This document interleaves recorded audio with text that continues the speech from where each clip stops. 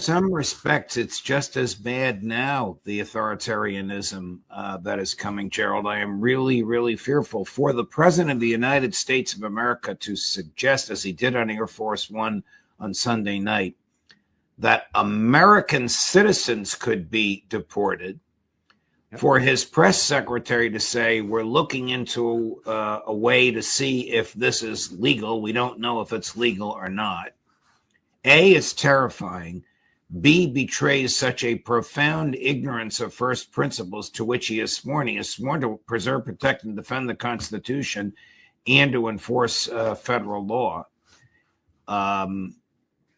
Before we came on air, I was telling you about an American lawyer on vacation with his family flying back to Detroit, where they live, and stopped at the Detroit International Airport and held up by Border Patrol for 2 hours, refusing to surrender his phone because, quote, we know you represent Palestinians. And eventually they backed down and let him go. But that type of intimidation, that type of chilling was actually under arrest. And arrest is defined as you're not free to leave, is profoundly un-American, utterly unconstitutional, and I'm sorry to say is coming.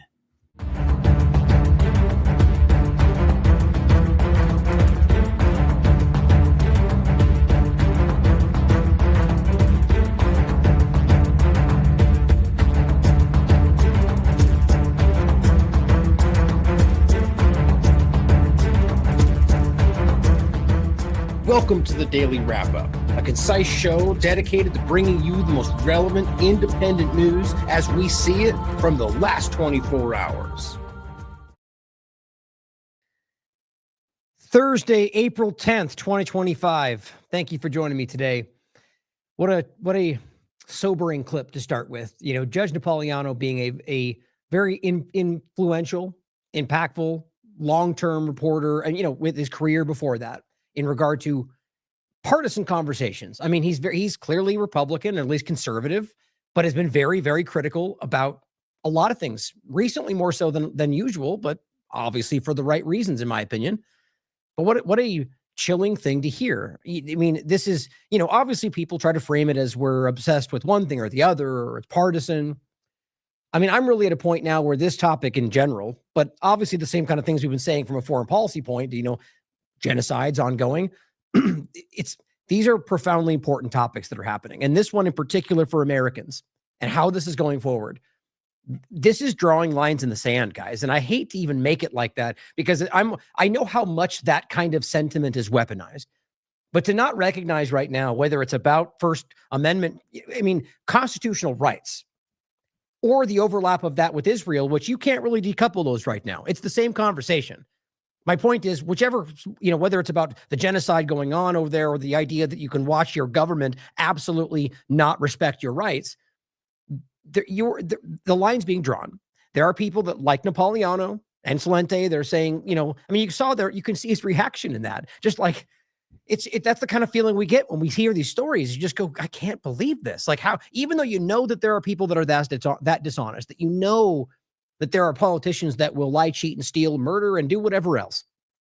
It's I think what it comes down to, at least what I sense from that reaction he gave you, is that we all hope that that's just not the way the world is, or that as much as you see these things that you want to believe that there's more good that can influence than not. And I still believe that is the case. But as always, we see that the power structure has been insulated, controlled, you know, whatever word, whatever adjective you want to give it, has been put into a position to where it doesn't care, if it ever has, about what we think. And not just that, but our influence over their potential action seems to have been so diminished to this point, to where even us screaming, calling these things out, having half his base now calling things out around these constitutional right dynamics, or, I mean, any other things we've talked about that are going in the opposite direction, doesn't seem to change the trajectory. It just keeps going.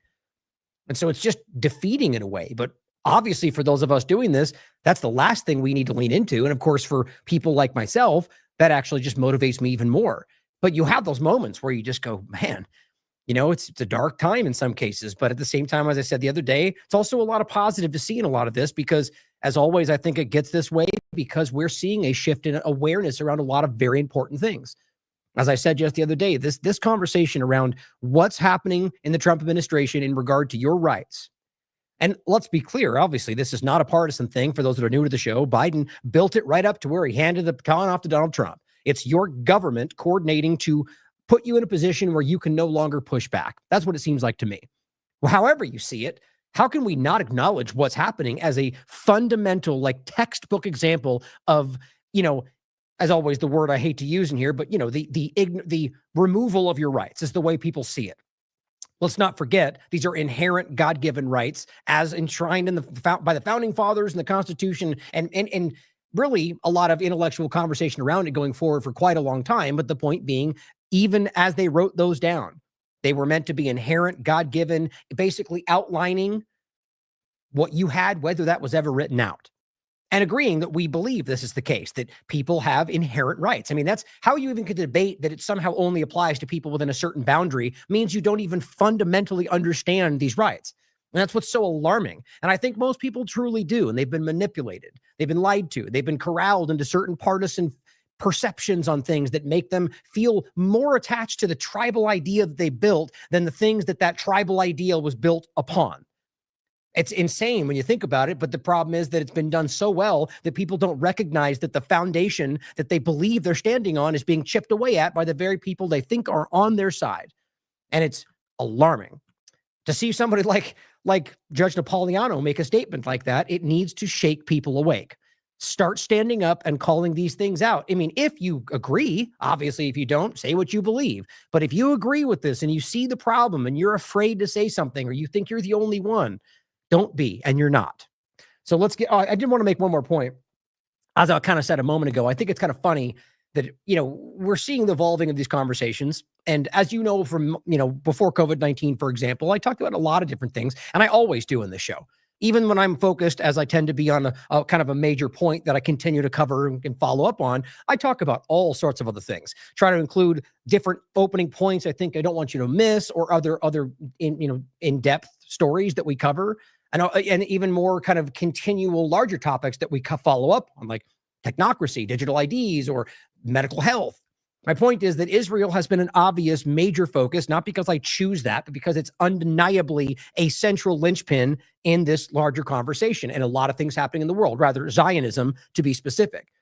But going back to the COVID point, I mean, I really honed in on what that was, as a lot of us did. I think the world obviously did. But what's interesting is you got this crazy pushback for like the first 6 months. Why are you still talking about this? I can't believe you're focusing on this alone. You're such a conspiracy theorist. Probably all bots now that we recognize how the world works. But what's interesting is, then things change and we shift, and that story's still there and we're still covering it. But after October 7th forward, that arm of the ongoing Israeli occupation and genocide of the Palestinian people, it became a clear focal point. And that's something that I've continued to focus on because it's still going, which is absolutely mind-blowing, but obviously relates to what we're dealing with in this country, which most Americans are finally having the courage to call out. Not Jews. That's an overlap for sure. Not just Israelis, obviously an overlap, but specifically Zionism. But those things clearly intersect. So too do Christians. There's atheist Zionists all over the place in Israel. Herzl himself was an atheist. So recognize the manipulation within it. My point in all of this is to show you that now, for the last, so many weeks, more than that, I've been making a very clear focus because, as I said recently, I find this to be the most important thing happening to Americans, focusing on this discussion, not Donald Trump's administration alone, or not just immigration or deportations, but the meaning, the implications around that story for American constitutional rights and the foundation of what we believe this country is, should we be forced to live in a state of society. And I think it's important to highlight that now I've gotten people, the reason I'm saying this is just today and yesterday I was getting this, where people are going, man, you're so obsessed with this topic. You're so obsessed with ICE and deportations and immigration. And I'm thinking, what's funny? Maybe it's just that I'm obsessed with what's most important in the moment. And that seems to shift based on what you think I shouldn't be talking about. Now, I'm really only addressing what I think is a minority of the conversation to make a point. I don't think you guys necessarily need to know about people that are screaming at me about things I shouldn't be covering, because I'm going to do what I think is right either way. But what I think it shows you is this weird desperation of effort to try to stop people from doing what I think is the most important thing to be doing. Now, that's obviously how I see it with this topic. But I think we see that around, like, for example, for the selection process, those of us that were really trying to ring that bell about how we don't actually have representation and how, or at least we should be considering these things, or how the two-party illusion, the false binary, is meant to drive you into a very clear choice where you think you've got options and you really don't. And we got the most overwhelming pushback. By the way, thank you for that, because it really led to the Independent Media Alliance. But I think it shows you that there is importance there. You know, you get the flack when you're over the target. So I thought that was important to include. But let's start today quick with that actual shout out to the, this was Patrick Henningsen that I saw this from, but it was Gerald Celente who shared this. Trump's authorization. Here's the full video to that clip, by the way, if you want to watch the full interview, it's worth your time. Trump's authoritarian crackdown on freedom of speech just beginning. You know, you'd think that this would get more attention from people on the conservative side, seeing so you have an increasingly growing number of conservatives who aren't just going, I don't know, they're going, this is terrible. What's happening is wrong. We're being lied to, and it's growing every single day. That doesn't make me happy. I don't want to see bad things happening, but it's important to see that people that have yet come to understand it start to recognize what's really happening from a nonpartisan perspective. It's not like I'm saying, jump over to the Democrat side. That's what people want to make out of this because they're desperate to keep you in the two-party illusion, you know, the power structure. He writes, Trump is way over the line on this. Let's make this simple. When the president is attacking our First Amendment on behalf of a foreign government, that is tantamount to treason. Interesting way to put that, because that's exactly what that is. But is that what's happening? You can decide. And realistically, if we're going to hold to our principles, which we will, if this was being something that was actually being dealt with, well, we would have to present our evidence. This would be something that would be put before judges and we would have to prove. But you see, when we're in a system where this is completely broken, all they can do is drive you into wedge issues, and we don't even see momentum around this because all of them back there are, in my opinion, ultimately trying to make sure that none of them get accountable because they're all basically criminals. Now, I'm making a broad point on it because I think it's easier to understand. But as always, individual focuses and evidence is paramount. And for all I know, half of them are fighting for us. My point is, I'm obviously a pessimist when it comes to government, you know, because, you know, history, everything we've ever seen. But obviously, we should always keep an open mind. Proving things matters. But I think this is important to understand for average people to recognize that this is objectively, this is wrong, guys. What they're doing is illegal, unconstitutional. Even if you agree with the outcome, you should be demanding they do it the way that would make sure that it actually continues the way you think it should, not in a way that will guarantee it won't actually continue, because that's what's happening. Now, I mean that in the sense of, you know, whatever policy you think should be happening, because really a lot of this is just about continuing to create a lawless state where the government does, you know, rules by edict or you know, an authoritarian reality, a dictatorship where they just basically say, this is the reality and you have to do it. You know, like executive orders, for example. Biden, Trump, Obama, it's all the same thing. Now, before we get into everything else, two quick points I wanted to make. This is a great article that Derek put out. It is funny enough. We always make fun of the breaking exclusive kind of thing from the mainstream alternative media. We rarely use this. Here's an actual example of an exclusive story, breaking, in fact, of Derek Rose individually doing an amazing work, research for a long period of time, going after the documents, finally getting them sent to him from FOIA requests, and now proving, very interestingly, that Houston confirmed to be the largest city in the U.S. to stop water fluoridation. Interestingly, though, it looks like it stopped back in 2019. And so his point along a lot of this is to show you this the evolving story. And in fact, the reality of why they know this is dangerous, which we should all know by now, despite it's still happening in this country. The point is that he had been doing a lot of activism work around this for a very long time. And this is my point, not his. I personally think it's an example of how the long-term effort can bear fruit. And even if it's 2 steps forward, 1 step back, we are seeing change here.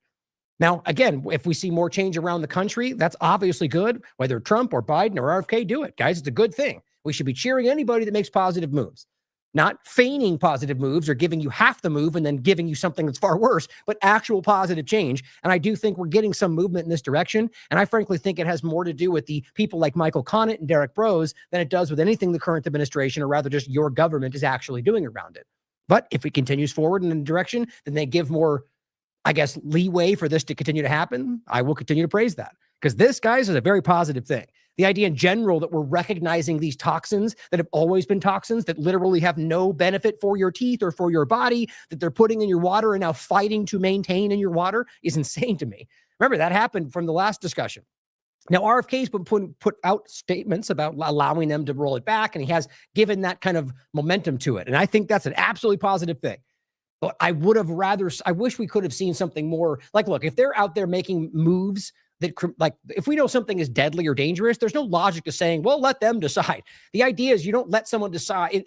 Let's just put it like this. Freedom is paramount. Liberty is paramount. Okay. So if it's about something that's up there for these groups to choose from that they think is going, if it's a deadly concept, if it's cyanide, and you simply have cyanide along the shelf with everything else, it shouldn't be like, well, let the children choose if they'd rather die from that cyanide. It's misinformation. Most people don't know that fluoride is actually genuinely hurting them. So the reality is, if we're pretending this is what their job is, then this should be instantaneous. Like the mRNA shots, by the way. Same point can be made that you can go, well, they should put them out there for the children. No, these things are deadly, dangerous, surreptitious. Far more than just something that hurts your body. And it should not be something that's allowed to be presented out there as a possible choice. And so I think what we should be fighting for is them to be pulling this entirely. Not even just that, but revealing that, yes, we actually have always known this is deadly, and that's why it's not going to happen, in my opinion. Not really, because you can prove, if you truly dig into it, that they know this is bad, that they know this is dangerous, and they're making money off the sale of a byproduct at your expense. Anyway, plenty more to go into on this. Derek's going to follow up as always. If you have not seen the larger conversation, Derek for TLAV, as well as before that for Conscious Resistance, has been doing amazing work around, let me just get the tag for you real quick, the fluoride trial. And he's got 6 pages of work going back to when this really kicked off. Michael Connett with the Fluoride Action Network, basically responsible for making this happen and pushing this over multiple reports as the government continued to push back, by the way, across multiple administrations, left and right, as usual, and did an amazing job showing you the evidence was always there. Now, as a digital ID point, I'm also pointing this out in the beginning because, Derek, we just did an article as well as we just did an interview around similar topics. House passes bill requiring proof of citizenship to vote in federal elections. Now, on the surface, without remembering what this ties to, which is the SAVE Act, the point is the same from when we covered the SAVE Act the first time. I don't understand why anybody in any context, other than an ulterior motive, would push back on requiring people to verify that they're citizens to vote in an election for citizens of the United States. It's ridiculous to me. And I think that's where you get the false binary, right? Where there's false arguments on both sides of it that keep you in a clear position. And it's usually cartoonish instead of just acknowledging the reality. Because, see, one side is making it out to be that they shouldn't have to do that at all. The other side acting like we should do it, but it's not just that. Now they're rolling in digital IDs through the legislation. And that's what this is really about. My point is, if you understand the SAVE Act, you do not need what they're putting forward to make this happen. In fact, the reality is there's already laws, guys. That's how this always works. There are already laws in the books for this exact conversation. You don't need to create a new piece of legislation to argue that they need to prove who they are. This is the game.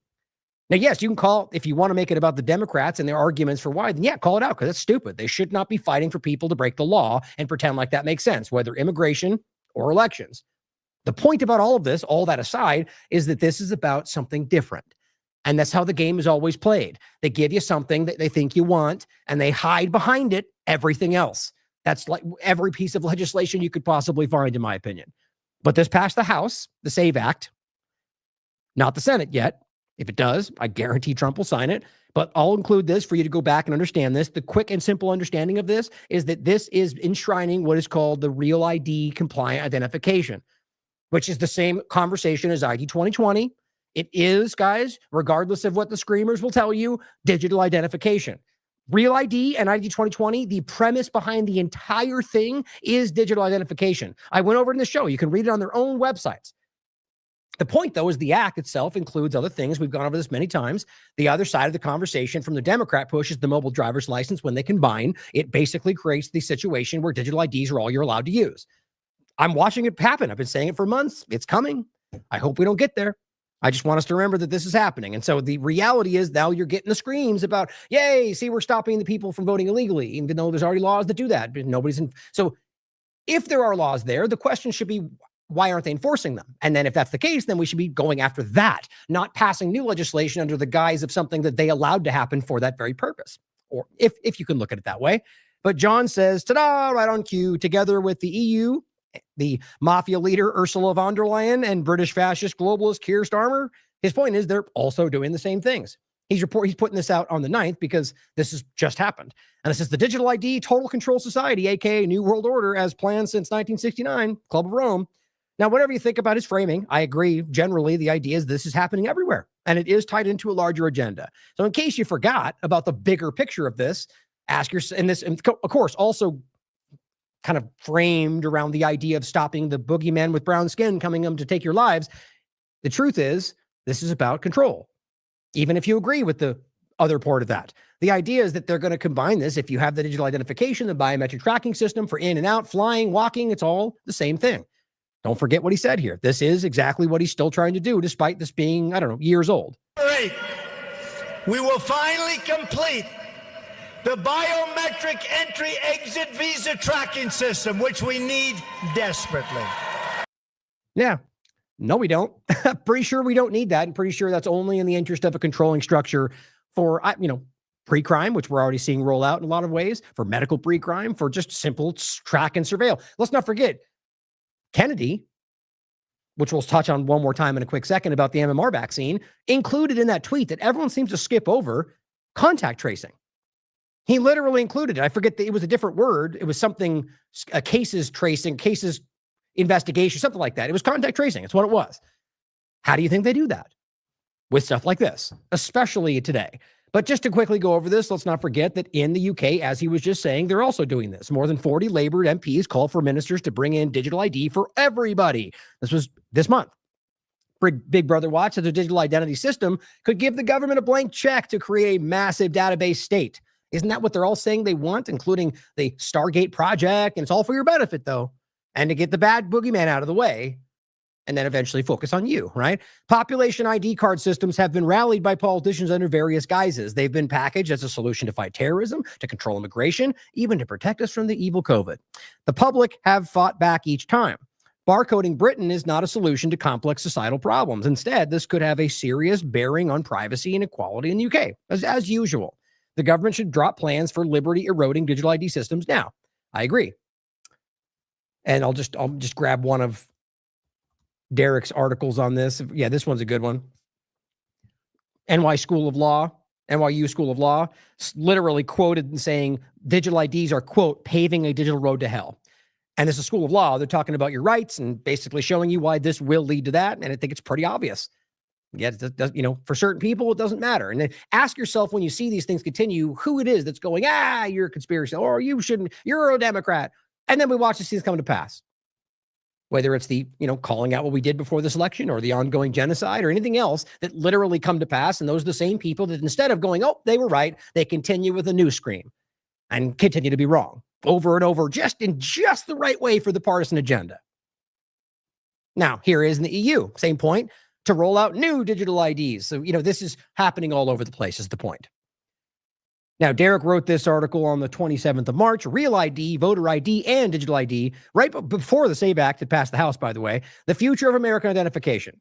And it's an important article to read because this is coming. And he makes the important point about the overlap of the mobile driver's licenses and how this leads to the same point. And the TSA openly telling you that this will be mandatory at some point before they kind of try to hide that again. It's all coming your way. And this is our interview we had. This was on the 8th, I believe. The slow change in digital ID, budding technocracy, and a fluoride win, where we cover basically all the stuff we were just highlighting right there. It's important to listen to. And one last point, by the way, I find this really fascinating because I personally, let me know what you guys think. I've seen some really crazy suppression on this platform to the point to where, like I say all the time, you can generally expect if there was an accurate flow of there wasn't anything being controlled on this platform, a general percentage of whatever you're following is that should likely see your post and engage with it. And it's incredible. Certain content you see, you get, I can pin it to the top of my entire my account, and get 10 likes. And it's not about whether it's good or popular. It just doesn't. That's like statistically impossible when you understand how this is supposed to work. And I'm hearing this a lot, even from conservatives right now. And we pointed to this the other day. This ties in with the same conversation because we're in this kind of testing realm right now. I think that's what Twitter is today. And that overlaps with all the different things they're putting together. And this is I showed you recently. This guy, by the way, is a supporter. And he even says he's a January, or which one was it? Let me see.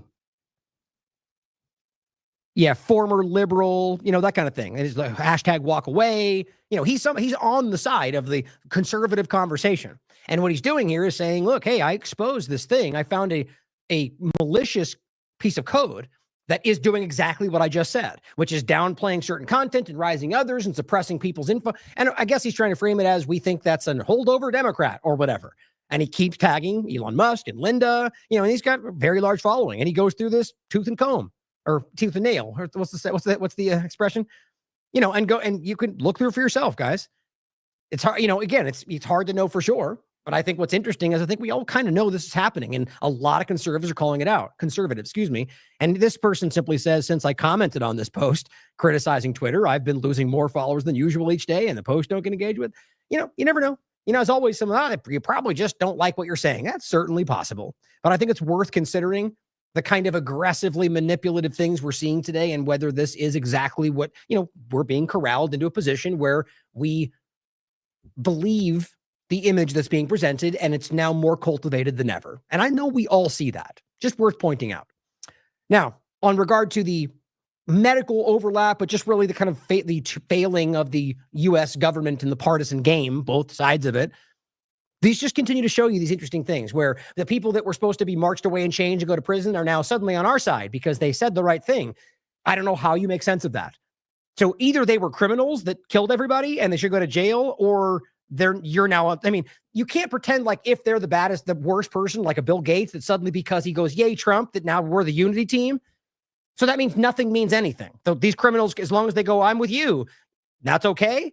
Yeah, because that's how this operates from this power structure, like with the Sudan and Israel. You're either a terrorist if you're not with Israel, or, it will call you what we want if you're not where we want you to be. It's always how this goes.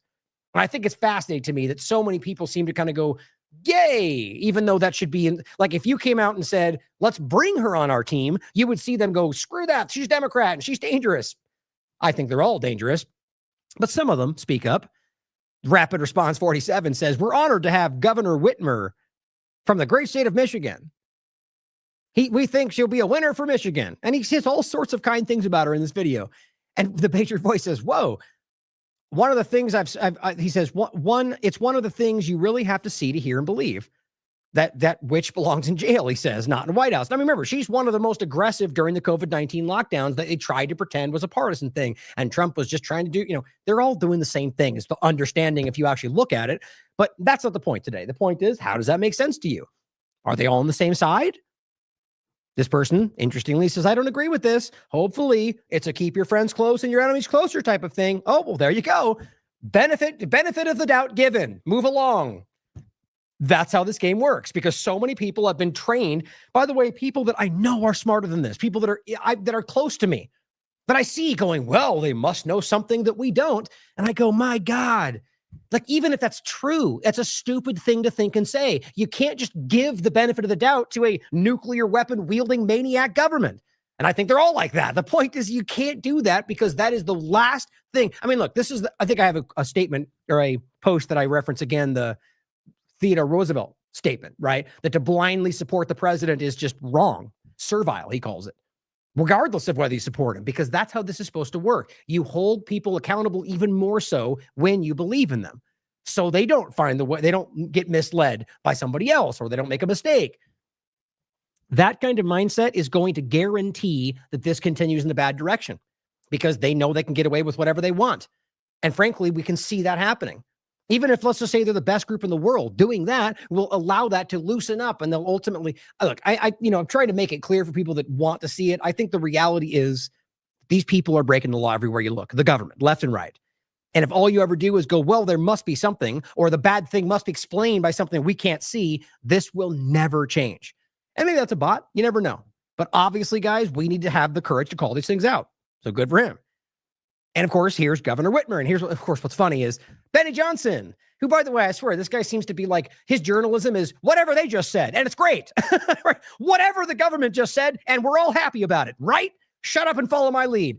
It's really crazy to me. And it's always like this kind of stuff, or, I'll show you in a second. Elon says we're going to do something next week. And it's like, breaking, we did it. It's over. Well, he doesn't even happen yet. Oh, and a government says something's going to happen and we believe it. Isn't that like the Democrats you guys make fun of? But it says Governor Whitmer throws her support behind Donald Trump's tariffs. Doesn't that perfectly make sense, doesn't it? Or no, not at all, actually. But it does when you realize they're all the same thing, doing the same agenda, when you really break it down. I understood the motivation behind tariffs. She says, we do need to make more stuff in America. We do need fair trade. Cool. They're all on the same side. Now, Simon Godek says, where the hell is the phase 2 of the Epstein files?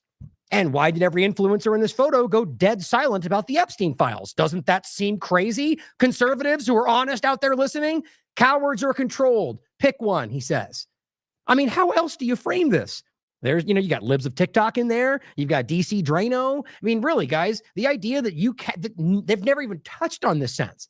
And the phase 1 was basically, I remember that was the joke I made. They write phase 1 because they clearly wanted you to think there was more coming, like the Twitter files game they played. It's, even if it comes out tomorrow, this is still the point to make right now.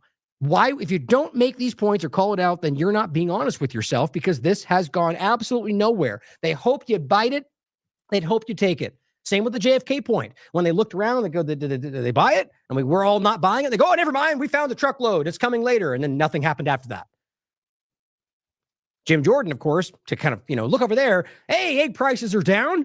Illegal border crossings are down. Energy costs are down. Investments in America are up. President Trump's plan is working. Well, that sure is simple. Apparently, if those are the only things you care about, apparently it's all working. Even those you could make nuanced points about that don't actually add up. Egg prices are down. Well, first of all, the idea if they went up like crazy and went down a little bit does not mean they're down before the high, whatever. The point is the whole egg prices thing was such a weird fixation, sort of like the TP during COVID-19. But illegal boarding crosses are down. Now, that's a whole interesting thing, seeing as how if you're actually paying attention, you recognize that your government has been engineering this back and forth for the places we are right now. But even then, you could point out that that's grossly misrepresented in every time, whether they hide things or don't show them or manipulate numbers to make the case they want. But sure, let's just even say border crossings are down. Energy costs are down. Again, plenty of ways you could make that absolutely false if you really wanted to look at the bigger picture. But let's just even say, fine. Energy costs have been cut in half. Illegal boarding crossings have completely stopped. And eggs are a little bit cheaper. Are you happy with that? Are we winning? No Epstein files, JFK, Great Reset, mRNA shots, MMR shots, funding genocide, Ukraine still going, but yay, egg prices are down. Investments in America are up. And you know what that means, guys? That Americans get more money, right?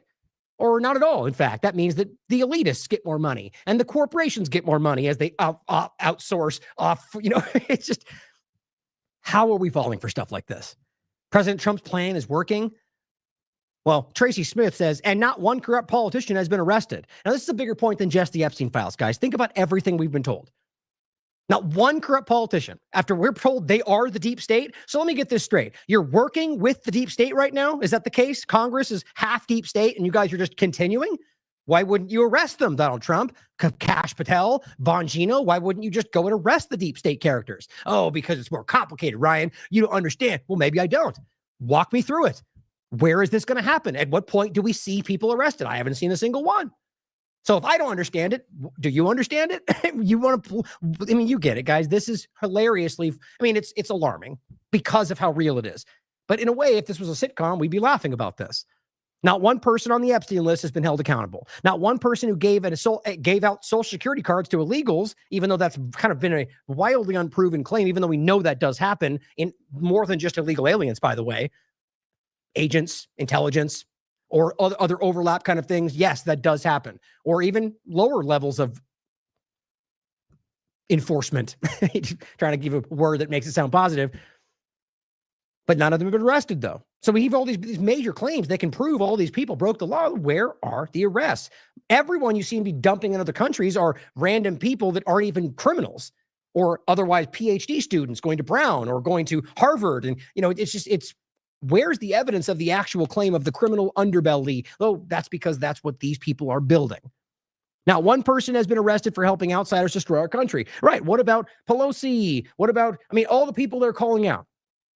My opinion, I think they're all the same. But the case is that you're telling us these people are all criminals. What about all the people that, you can go on with every bigger narrative. That we got these major claims about what we knew was coming, about what they did and how they did, or the grandiose claims about the Democrat plot with Teslas. Right. Apparently they arrested another one. Right. But I'm seeing individuals who who in some cases did some pretty serious arson or vandalism, some who just scratched some cars, pretty ubiquitously getting a 20-year sentence. And what about all the evidence you were screaming about the coordination, about the large funding? I'm not even saying it's not true. Where's the outcome? Maybe it'll come tomorrow. And I hope it does. Well, after all that, Epstein, JFK, and all the bigger things, don't worry, though, because Pam Bondi is going after another Tesla person, another Tesla terrorist, they tell you. Now, seeing as how we've already proven that almost every single person they've deported that they call a terrorist turns out to be a person who was not a criminal, who is usually not even from the place they claim, not part of the gangs they claim, and most of them that I've covered were even here legally with visas or asylum claims or green cards. So if they call them terrorists, or you a terrorist for calling out what Israel's genocide is, you can kind of wonder why they would use that term as well. Well, you know why, because they're giving themselves legal cover. But let's just even say you agree with this. Is that what you think is most important? Why are they only focusing on things that relate to their personal agendas and Israel? Which kind of seem to be the same thing. He goes, breaking, Pam Bondi announces an arrest of another Tesla terrorist facing at least 20 years. Now, I'm really interested to see what this one is, because I only know of one real case where there was massive vandalism and arson, which, yeah, you could argue 20-year sentence is that makes sense for a combination of those things. Just look it up. It seems to be pretty common. But what about the rest of them? Did they scratch a car? Did they blow a car up? Like, what's the claim? 20 years is pretty crazy for something other than that one case. But, Benny Johnson, whatever they said, hooray, cheerleading, sycophant. And he goes, never stops, just epic, and shows Donald Trump digging in the grass. Right, because he's just like you in his $500,000 suit or whatever the joke would be. And I said, just meaningless. It seems silly that this is what people like this want you to fixate on. And I said, like most of what you hype. Meanwhile, MMR shots, meetings with war criminals, committing war crimes himself, violating everybody's constitutional rights like it's his job, the Great Reset, the North American Union, Zionism, mRNA platforms. I can go on forever, et cetera, et cetera. But yeah, none of that matters. Let's make sure we're screaming about him digging in a suit because that's super cool. Based. Well, Benny Johnson also says, breaking, Director of National Intelligence Tulsi Gabbard announces files of the assassinations of RFK and MLK will be released right now, have already been released, are posted online. No. They'll come in a couple more days. Breaking news, nothing. Breaking story, nothing's happened yet. It's coming in some days, and we'll wait and see if that happens. And if it doesn't, I guarantee you won't comment on it again. Breaking story.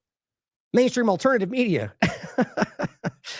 And of course, Catturd says, art of the deal, and shows how just in, Tesla stock increases by over 19%. Woo, we're winning, guys, because Tesla is doing better. I guess that makes sense, except it's not. And that's a typical partisan game, where you can highlight one weird little shot, which is kind of the things they call out about the Democrats. The reality is the only number that matters in this conversation is year to date, right? You could look at a number of other fuller shots and make it look like it's gone. The point is year to date's the point, right? From when they took power and what's happened since. That's the only one that makes sense. And the reality is you can see how much has dropped since that happened and since he started doing what he's been doing. And then you get a little bit of a tip up in the end. And sure, maybe it'll go back up. Maybe it already is. I think it's hilarious that people like this make it their job to defend the oligarchy, to defend the very people they pretend they're revolting against. It's insanely funny and sad at the same time. But it's all over the place. And he also says, is everybody feeling cool? When Donald Trump put a True Social out that says, be cool. Everything's going to work out well. The USA will be bigger and better than ever before. Now, be cool. So you have to understand what this is. They see the uncomfortableness of their own base. Look, if you're paying attention, half of them seem to be calling this out right now. Jack Posobiec says, I am cool, Mr. President, and I'm not a filthy panican or whatever. What is that supposed to? I don't even know what that means. Panican? What does that mean? I don't know. Well, anyway, the point is, he says, is everyone feeling cool? And I'm just like, I said, so in other words, trust the plan? Like, it's just a weird thing to recognize. These people are just these grifting sycophants. They're just, projecting the idea that everything's fine. Everybody relax. Stop looking at the man behind the curtain. And this is even crazier. He says, Catturd says, in 200 years from now, they'll be talking about the greatness of Trump. Everyone who stands against him right now will be forgotten in 5 minutes, flat, and never be mentioned in the pages of history. That's just gross. It's so embarrassing. And, the point is that he's trying to frame everybody out here who's calling things out like this as that category, when the reality is that anybody who I think is honest and aware of the full picture is calling out anybody in this government, left and right, and all of them complete childish characters like him who just completely, they're supporting the very power structure they think they're fighting. And I simply read the quote or posted to announce that there must be no criticism of the president, or that we are to stand by the president right or wrong, is not only unpatriotic and servile, but it is morally treasonable to the American public. Republican Theodore Roosevelt. And I also included the reading of a picture of Free Prince's point about him saying, I have 100% faith in Cash and Bongino, and making the point that that's ridiculous. Like, that's the most dangerous thing in the conversation. Not that you can believe in somebody, but having blind faith in a politician or really any human being is the problem. And then Benny Johnson says, breaking, HHS RFK Jr. announces by September, we will know exactly what caused extreme autism epidemic in the United States. I mean, can we just laugh at this, guys? Why in the world? Okay, he has been clear about this for years. Now the breaking story is he'll tell us something new in September. God, we should make fun of this kind of stuff. We already know the reality, and that's not my opinion. They've been screaming about this overlap, guys. We already know the information. Does Benny? And the idea that even reporting that the government will tell us something in September is what I always make fun of. Anyway, I thought these things are important to understand, in my opinion, before we get into the meat of the conversation today, to show you what the partisan game is talking about while things are like literally falling under our feet. Now, one more point on health. RFK Jr. pushes MMR jab. We talked about that on the 7th.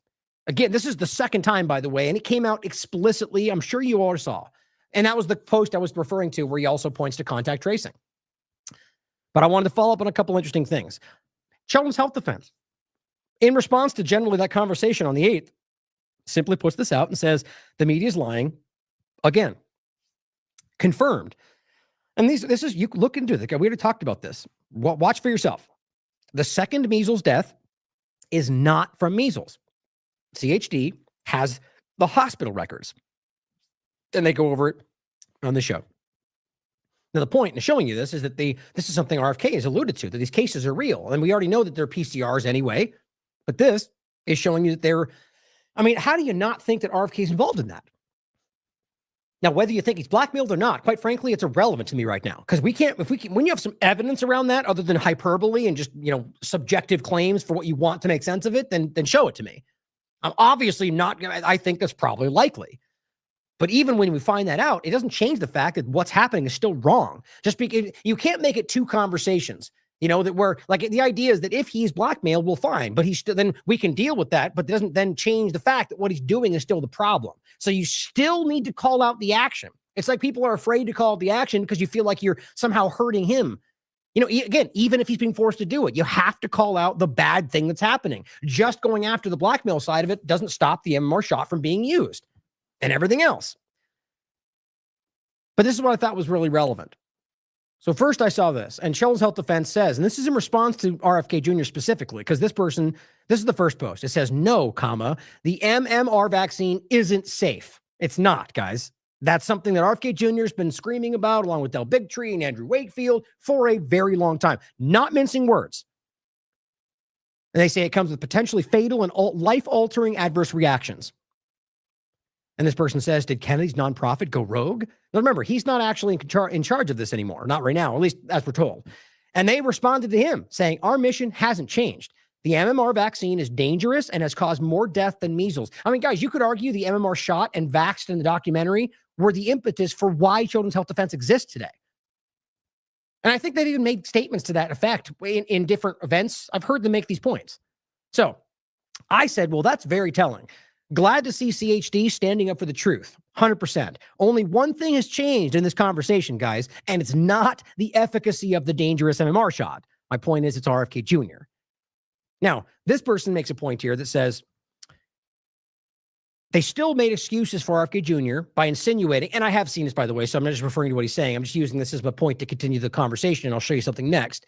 That they're still essentially kind of making the claim that he is, that his role at HHS requires him to take a broader position, thereby attempting to kind of absolve him of the responsibility. And I keep seeing this everywhere. And I even get why and I don't agree with it at all, but I get from like a business perspective why you might want to make that case.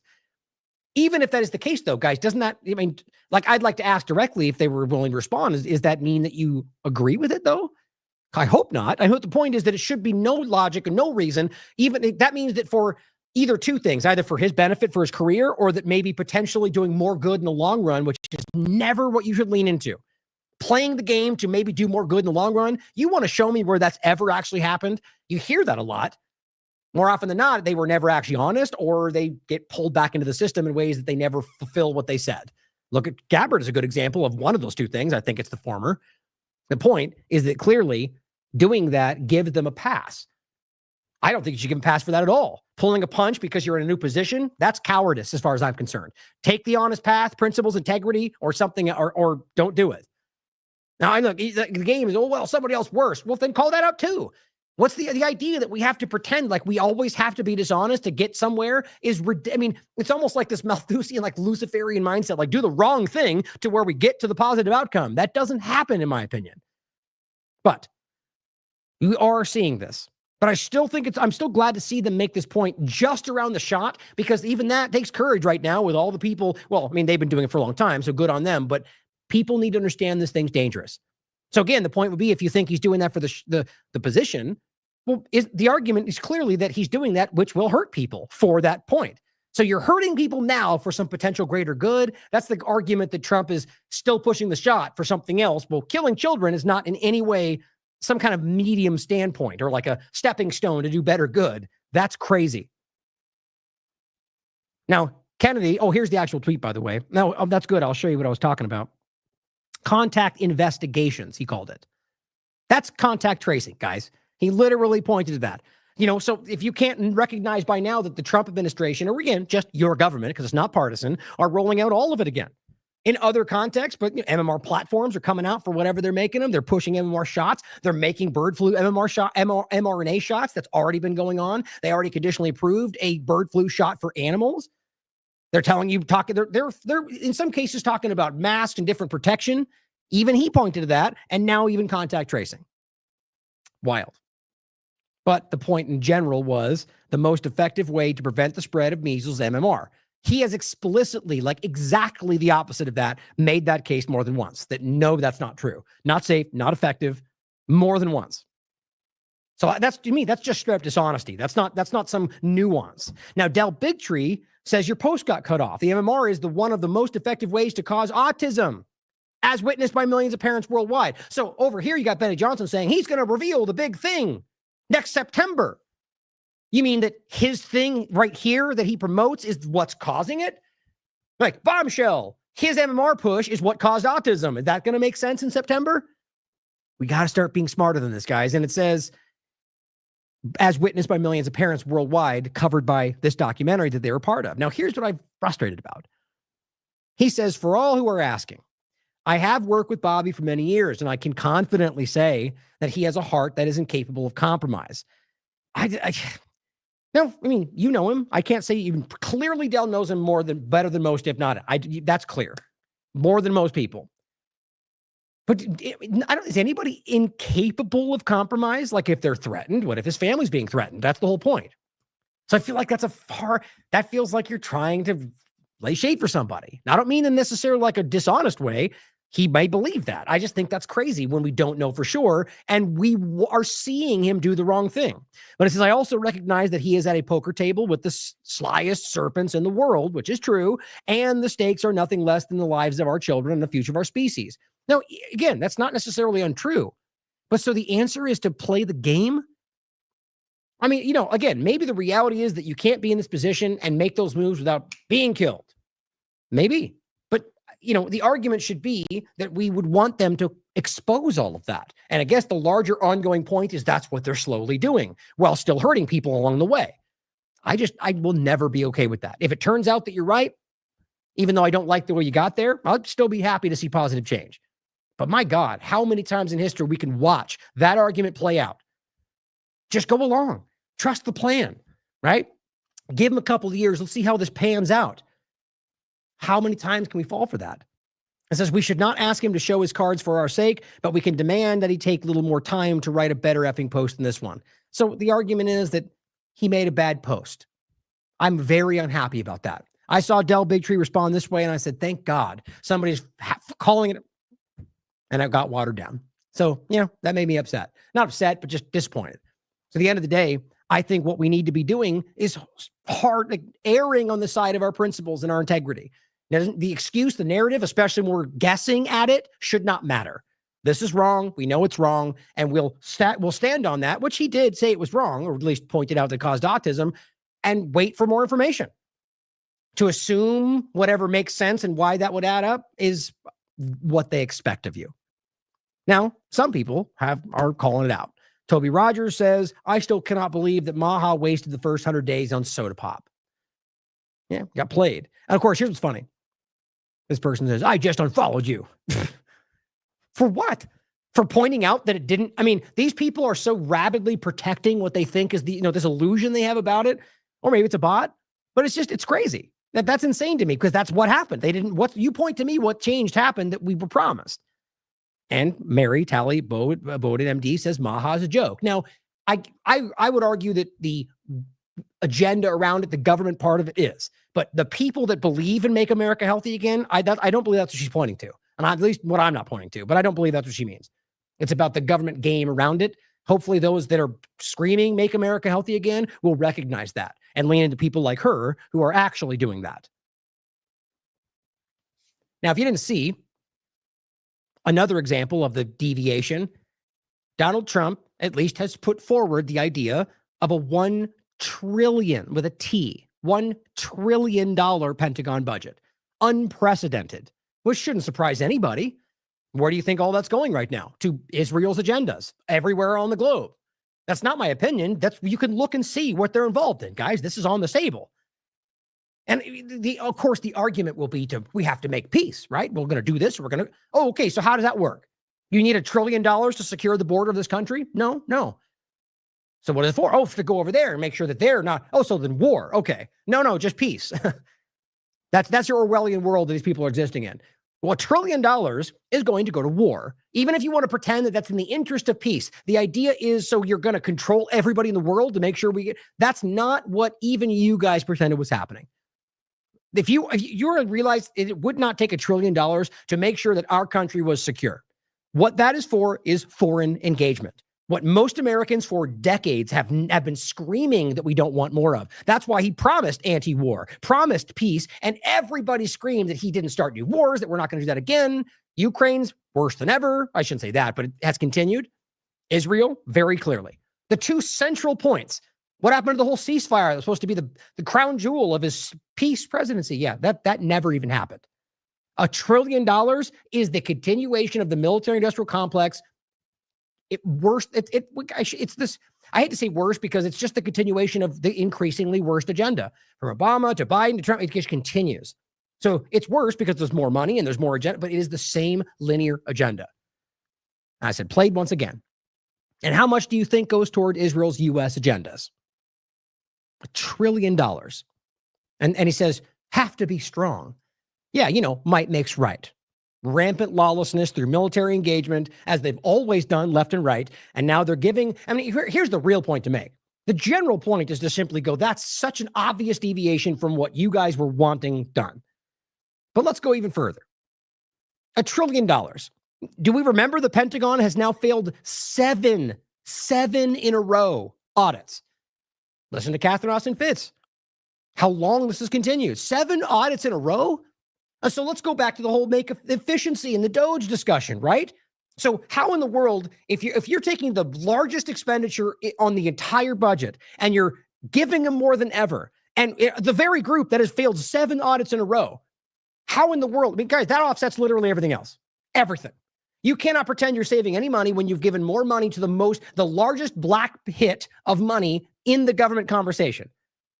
There's so many points to make here in regard to all of realistically, the Pentagon has the largest expenditures in the entire, just under the military point, all the military spending and Raytheon, and these are the largest expenditures individually. So you have the largest general expenditure, and then within that, they're spending the largest amount of all the top expenditures or the contracts, for example. So when you're dumping that much money in this direction, you are not trying to save money. You're trying to slim millions over here by pretending that's happening while continuing the agenda more than ever. It's a sleight of hand, and it's a bad one. Now, this is what I found interesting. This is Taxpayers for Common Sense. Why can't the Pentagon pass an audit? It's from the year 2000, by the way. So it's not new, guys. It says, in fact, no major part of the Department of Defense has ever passed an audit to this very day. According to recent congressional testimony by the nonpartisan U.S. General Accounting Office, well, you can debate that, but the point is the General Accounting Office, the investigative arm of Congress, the Pentagon admitted that flawed business systems and practices are common within the agency and said it would take decades to get all the agency books in order. Well, it's been decades. It's 2025. What happened? Nothing. It's still the same. So that's all. This is all kicking the can down the road. They don't want this to be solved. This is broken by design. It says accounting problems led the GAO in 1995 to put DoD financial management on their list of agencies that are at high risk of waste, fraud, abuse, mismanagement. So if you are going to start with the most waste, fraud, abuse, and mismanagement, exactly what DOJ pretends to be going after, this would be where you start. That's what Catherine was saying. She was calling it out for weeks and just got tired of doing it. When are you going to look at this? When are you going to look at the Pentagon? They haven't even tried. I'm willing to bet you it never even happens. At least not like there's some kind of a feigned effort. I would imagine that if they had to, they would do that. But no real change, no material change. Like everything else, by the way. Some of their findings in the year 2000, about 58% at the time of the material the Pentagon possesses, 36.9 billion worth at the time, are items it does not need. 58% in 2000 were things they didn't even need. Talk about the most waste you could find in any one situation. That's incredible. 58% of the largest expense. You know why? Because this is black budget operations. The wars for Israel, surreptitious regime changes, biological operations in Ukraine. All of this stuff is being funded through this, and we're not paying attention. Or rather, we're being misdirected to care about smaller things. Over the past 3 years, this is the year 2000 again, the Navy lost track of $3 billion in equipment. Can you even imagine what it's like today? It's probably so impossible to track for this very reason. More nuanced and spread between multiple agency reports. Like it's meant to be impossible. At one distribution center for the Navy, there was a backlog of over 122,000 items that had not been properly processed, leading to the Navy to purchase items it didn't need. Now, I argue that's by design. You increase the budget of the way it looks what you need, or rather the point would be you spend into it like any business, because if you don't spend it, the budget gets decreased. But I would argue that doesn't even happen in this topic, because this is a bigger idea than just people making budgets. This is about much more than just military spending. But anyway, you get the point. You can go on. I just found this to be profound when you understand that this is the group that is being given $1 trillion. But don't worry, Elon is now telling you he just saved $150 billion. We did it. All these claims about trillions of dollars of savings from DOJ that are going to come to pass. When you're getting $1 trillion and you dumped up another $500 billion into Stargate, another $500 billion. I mean, there's been many different projects they've started. They're so far into the red, it's insane. And it's not new, guys. Our government's been doing that forever. The only difference is they pretend they're changing that today by doing things like this. But here's what I find even more interesting on that point. And let's be clear. This is $150 billion reported on, or at least posted on April 10th. I think this was maybe yesterday, the clip. This is an older post from March 13th, from last month. DOJ says it saved the federal government $115 billion. My point is that every single time we've seen this, I have personally gone through these in the past and already shown you in 2 different examples that they were lying to you.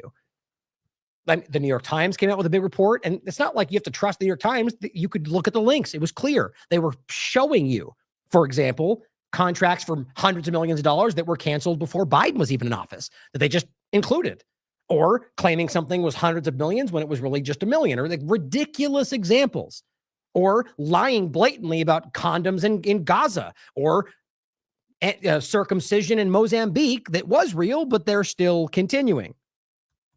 See if I can grab that.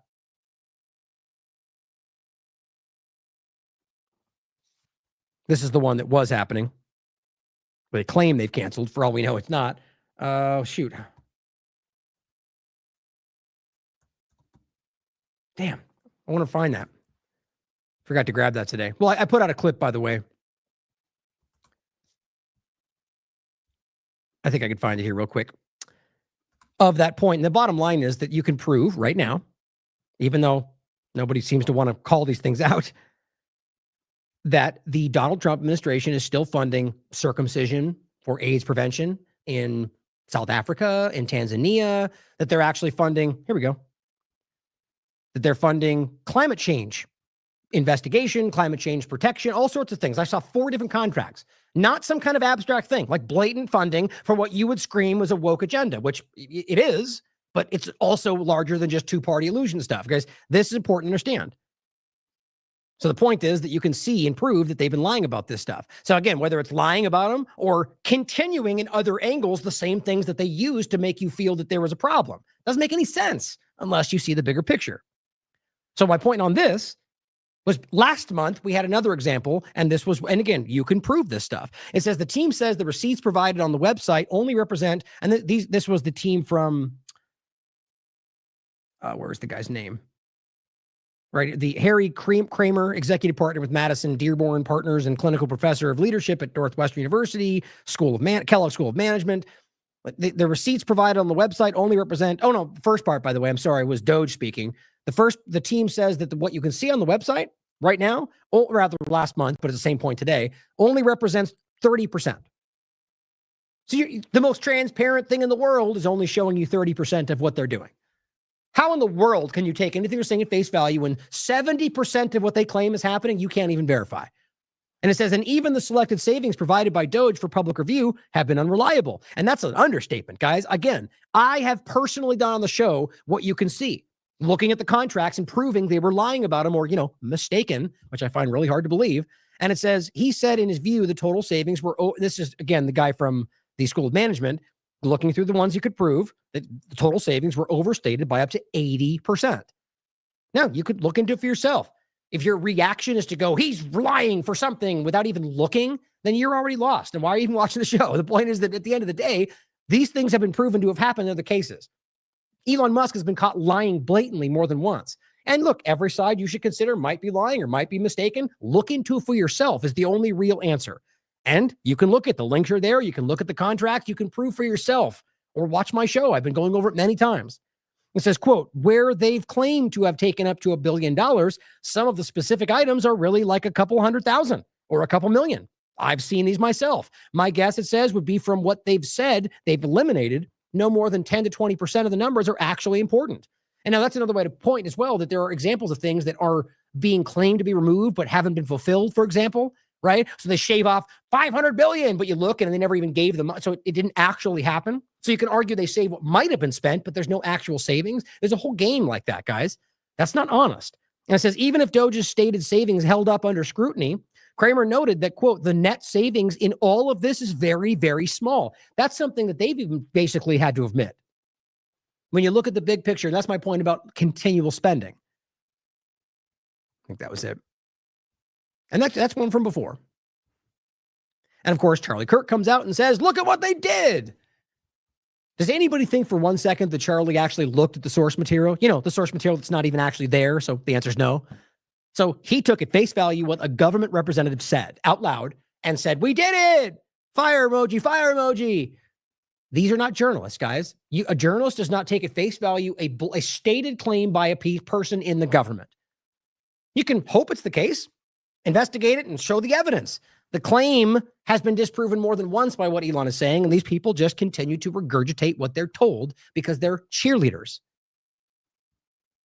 Now, a quick overlap of the tariff point that I just want to include because I was going to talk about it before. It's just so fascinating to me how this stuff always goes. Mike Pence, of course, this was from the 2nd, I believe. Just think it's interesting. Mike Pence came out and said the Trump tariff tax is the largest peacetime tax hike in U.S. history.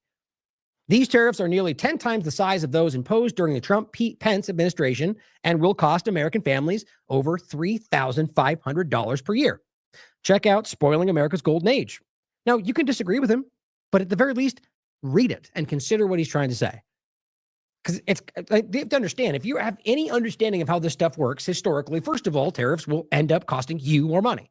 Now, maybe, which almost seems that it never seems to actually happen, in my opinion, that will lead to some kind of a benefit for the country at large, which really means the government and that money becomes the elitist oligarchy slush fund. It never trickles back down to you. But fine, maybe you want them to have more money in their pockets. Fine. Even that is unlikely to happen with the way this tends to go, because the point is, almost every time it becomes a tit for tat dynamic, which we just saw. So this becomes very interesting to kind of cover this for the first time, or rather just in this one version of the topic. We've covered tariffs in the past, as it's already essentially for the moment come to a head. But just recognizing there's plenty of people that are calling this out. And what's interesting, and this was from yesterday, the European Union approves the first retaliatory tariffs. Now, the larger point is just that that's what was going on. Exactly like what we told you, that they would do the tariffs, Trump acting like that would push them into where they needed to be, and they would respond with retaliatory tariffs, and then he would respond. Did we not exactly predict that? Because that's how it usually goes. Now, look, as I said, maybe this will even still work out in the benefit for him and everybody in this country. I certainly hope so.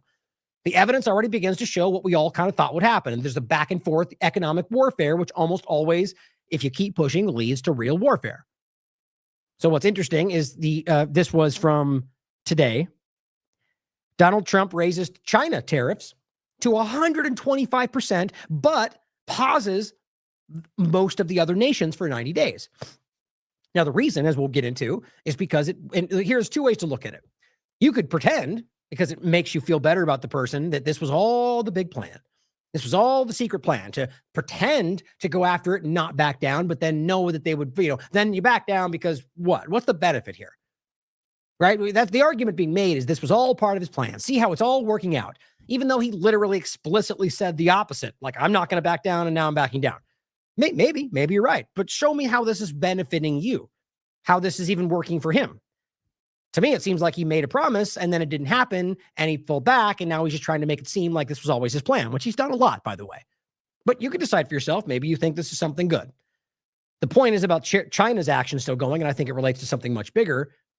Here's what they wrote. Amid a global market meltdown, remember that if you hadn't been paying attention, the markets, even crypto, which is telling, and the stock market, we're doing pretty bad. And it says the U.S. President Donald Trump announced a further tariff hike on imports from China to 125% on Wednesday, while placing a 90-day pause on punitive levies aimed at the most other nations. And his argument generally was that these were going to, basically create a benefit for their trades, and that ultimately he wouldn't back down. He repeated more than once. Markets surged on the news that he was not pulling them back, which tells you something. And it says with the benchmark S&P 500 index raising almost 10% following Trump's early afternoon announcement, reversing a nearly 20% drop over the course of the 4 previous trading sessions, which it doesn't look like that's gone back. It's still down a little bit, it looks like, but it says, speaking to reporters after the announcement, Trump said that leading up to the pause in his so-called reciprocal tariffs, which it's not reciprocal when you start it, some 75 countries had been entreating him to make a deal. So right there, you could argue maybe he was succeeding. Maybe this was all maybe he got what he wanted, and that's why he backed down. That's certainly possible. We'll have to see how this pans out. But what's funny is about the however it goes, as always, whether left or right, the partisan circles up and goes, that's what was always going to happen, and we did it. It's typical. But it says, and he predicted that China under President Xi would follow suit soon enough. Maybe.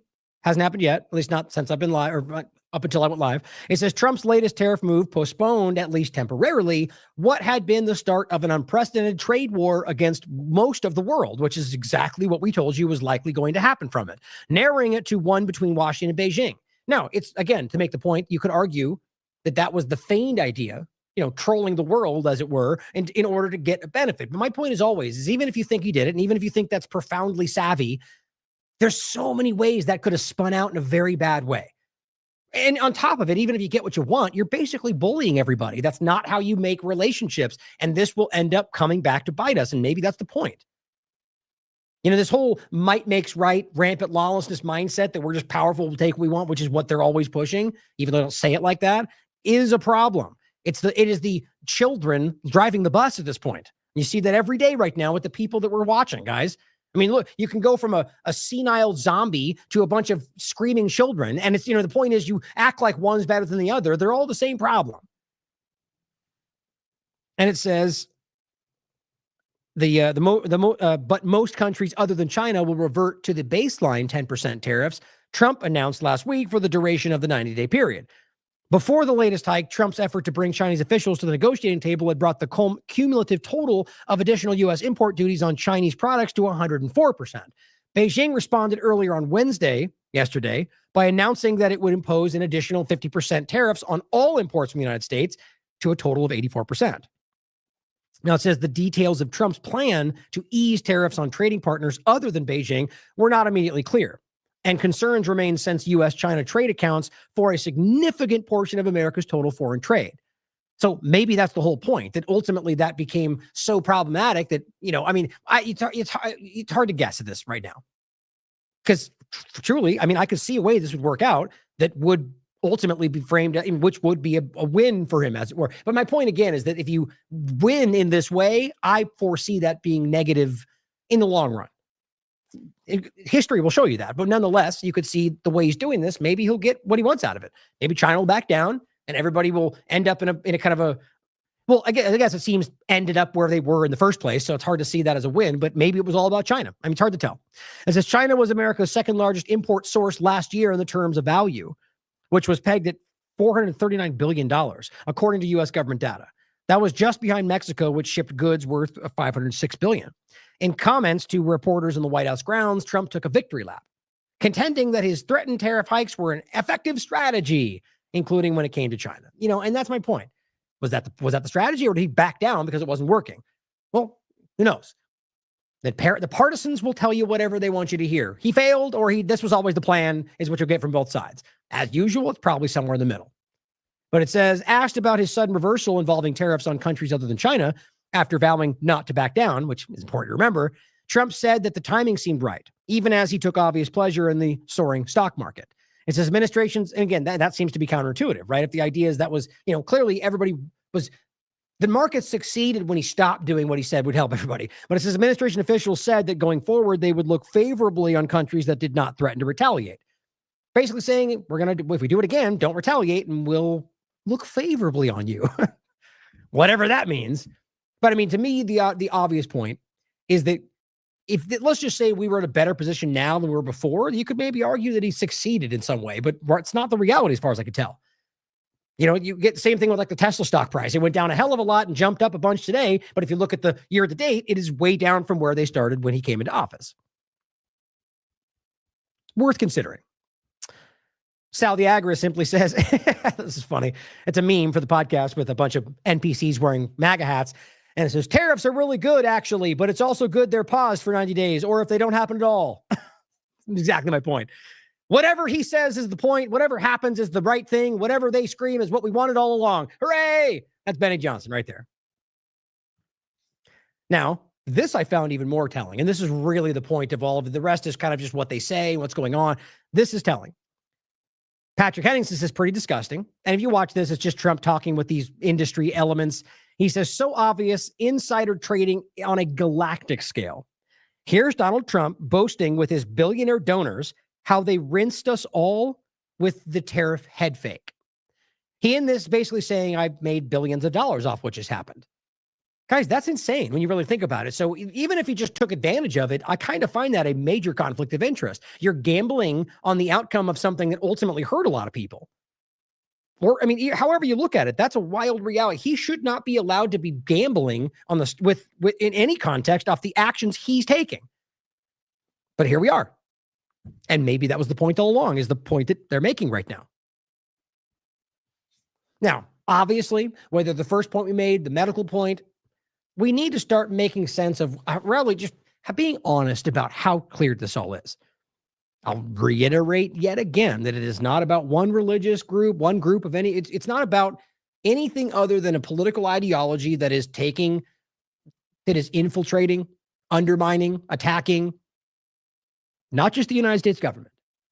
Zionism itself is provably immersed with a lot of different governments around the world. It is unquestionable, guys. You can see it. Now, to what degree, we can debate about it. My point is you can literally see it. It's not about whether I'm deciding, I think this is what they're showing you. The influence on the outcome of policy. Politicians in foreign countries being removed from their positions because they criticize the genocide. There's no way to misunderstand that. Even if and even bringing it back to the major point today, American citizens being threatened with removal from the country because they criticize Israel. People who have constitutional rights, as we all do in this country. So by principle, it's the same point as you being removed, being sent to El Salvador because they, on record, we'll talk about Khalil, we're being told by Rubio that no, he didn't even break the law. Basically, we're removing him because of his ideology. No connection to Hamas, nothing. He makes it all very clear. He can't say bad things about Israel. They're not even pulling their punches anymore, guys. My point about this is just to kind of make that same old joke about where we really are. As I said for the podcast, it's the clip of Donald Trump speaking with Netanyahu. And I said, the leader of the United States in a meeting with Donald Trump. And the point is, look at the comments, guys. Take the time to, not this one. Look at the comments here. If you scroll through this, now realize this is on Twitter and this is Rapid Response 47. This is the White House. Whatever whatever the response, like, it's so funny. They're just building out their social media presence. Think about how weird that is. It's not the White House, but it's the Rapid Response 47 for the White House. Almost 1 million followers. And the point is that almost everybody, I don't even see anybody down there going, yay, good job, or we agree. So what does that tell you? Now, of course, it could just be manipulation. Maybe there's bots the other way. Of course, consider all these things. But what you need to recognize, in my opinion, is that you're on a platform that is so aggressively manipulating in that direction. And you have an entire support base that is screaming about everything pro-Trump. But when it comes to Israel, where are they in the comment section? I think we're being gaslit. I think we're being astroturfed every day. You can see that these are a lot of Republicans. And they're saying, and they support him in everything else they do, but they call him out when it comes to Israel. You go through for yourself. It's actually kind of inspiring to see how many people are calling this out. Same point here. As I said, with Vance, one of the leaders of the United States government meets J.D. Vance. Same kind of point. Look at the comments. It is unreal. Now, the point on top of all of that, guys, is to remember, this is a war criminal. We're talking about somebody who is literally right now supposed to be arrested in coming into any country that is a signatory for, a part of the ICC, the ICJ dynamic. That's the United States. They don't care. So they're literally violating international law by not doing that. And, also committing the genocide alongside Netanyahu. The point is clear that they don't care about any of that. The whole world can call this out. Most of this country can call this out. And they will literally roll out the red carpet for Netanyahu, like I showed in the last show. The actual red carpet. And welcome him into the government that's obviously also committing genocide. I mean, even from a political standpoint, even with allies, historically, you would see them, play it safe, right? Because that's what this is the point I make about our politicians before October 7th. What do we usually expect from a politician? That they'll tell you whatever you want to hear, right? We are told, need your votes. So it doesn't matter whether they disagree with you or not. They're trying to get your vote, right? So they're going to tell you whatever, they're going to try to make it sound right. Except after October 7th, when they said, oh, you're anti, get away. Basically, I support Israel in the face of somebody saying, as a constituent, as somebody who's going to possibly vote for them, what about what's going on in Gaza? I support Israel no matter what. And then in so many cases, insulting them. Here, have a pager. We have seen this. How do you explain that? Either their votes don't translate to the outcome, which we're talking about, or, many different choices you could argue. My point is clearly that shows that there's something else they're more concerned about. Maybe the only thing that matters. It's very clear. And it's the same conversation we're having in a large sense here in a worldly sense for sure. But overall, we can clearly see these politicians standing up, or rather just our government at large, and just welcoming these people in. My point, going back to the general point I'm making, is that you would have expected them to maybe play it a little more safe. If this wasn't something that was something they weren't able to avoid, you would say that they might, not make it a big splashy show, or maybe meet them somewhere else, or maybe not do it at all. Maybe postpone, because clearly this is what the world sees as these are war criminals committing genocide. To meet them shows you that you think you're above it, that you're not accountable, or at the very least that you are not, or incapable of saying no, which is kind of what I think the reality is. Now, here is something that J.D. Vance posted. Today, and this is the 9th of April, I met with a group of hostages released by Hamas terrorists, along with the families of hostages still held captive. And yeah, you'll note that they're all alive. Why? Because the Hamas entities, terrorists, or whatever you want to call them, protected them with their own bodies, as they'll tell you. They fed them. They let them out. They walked around. They definitely, everything you've been told is a lie. They have publicly said this, that they were treated kindly, that they were protected, unlike all of the people that are being killed in Israel, Gaza right now as we speak. You don't see them talking to that. It's obvious that side of the conversation. Anyway, the point is not that that's happening. It is, but the question is why. President Trump is committed to reuniting the remaining hostages and their families. Okay, so a bunch of Israelis. The U.S. president is prioritizing the work to reunite them with their families. Why? I mean, good. That's sad that they're held there. That shouldn't have happened. In regard to, or rather, I shouldn't say that, IDF members who are taken in the context of an ongoing war, that does happen in war. My point is that the idea of it for any human being to be in a situation like that, that's the point. My point, though, is that should matter to the U.S. president more than the Epstein files, more than the mRNA shots, more than North Carolina, more than on and on and on. Well, that's all they seem to focus on. Something that should have happened long before he returned to office. Yeah, and you're right, because Netanyahu has been regularly pushing that back and stopping it, as they've openly now admitted to more than once. And they know that, and they don't care. Or that they're either being blackmailed, compromised, or Zionist, or who knows what else. Because they know you see it. And I simply said, why does this make sense to anyone? With all the U.S. needs to focus on, how is this America first? Pam Bondi rolls out a task force to investigate October 7th. How do you even make sense of that? And not just this one action alone, guys. Because again, the idea of speaking to family members and saying, whatever, we feel for you. Do whatever, you could do whatever you want. The idea that this is the only thing we're seeing happen. Never-ending succession of Israel first directives, task forces, investigations, legislation, on and on and on. America first or Israel first? This is not an obsessive point. This is not about anything other than a government agenda and how clearly this is a problem. It's amazing we can have legislation introduced by Massey about dual citizenship, and yet we still pretend like calling this stuff out in some people's world is unacceptable. We need to start seeing what this is. Governor Huckabee, for whatever reason, April 9th. Then Netanyahu says, congratulations to my dear friend, Governor Huckabee, upon his confirmation as the next ambassador to Israel. Oh, great. Another complete Israel blind supporter Zionist who is going to be working at the UN to help continue to support Israel no matter what. And he goes, thank you, Israel. And I look forward to working with you as we pray for the, quote, peace of Jerusalem. The place that's supposed to be the divided capital, not only Israel. These people are criminals. In every provable way you could actually, everything we're talking about, all the stuff, whether Jerusalem or the Golan Heights or the ongoing genocide, these are fundamental crimes. You could prove it. And not only do they continue to support it, they publicly praise these things. They put themselves out there. I just don't know how we missed that. Now, Glenn also points out a member of Argentina's Congress is being criminally prosecuted for anti-Semitism, for an idea, for whatever you want to call it, not an action. Criminally prosecuted for anti-Semitism. Guess why? For having called for what Israel's doing, a genocide, and calling Israeli leaders Nazis. Criminally prosecuted, a member of the government. Already has a 10 million peso lien on her assets, guys. Facing 3 years in prison. How do you make sense of that without realizing what Israel is doing around the world? That is absolutely insane.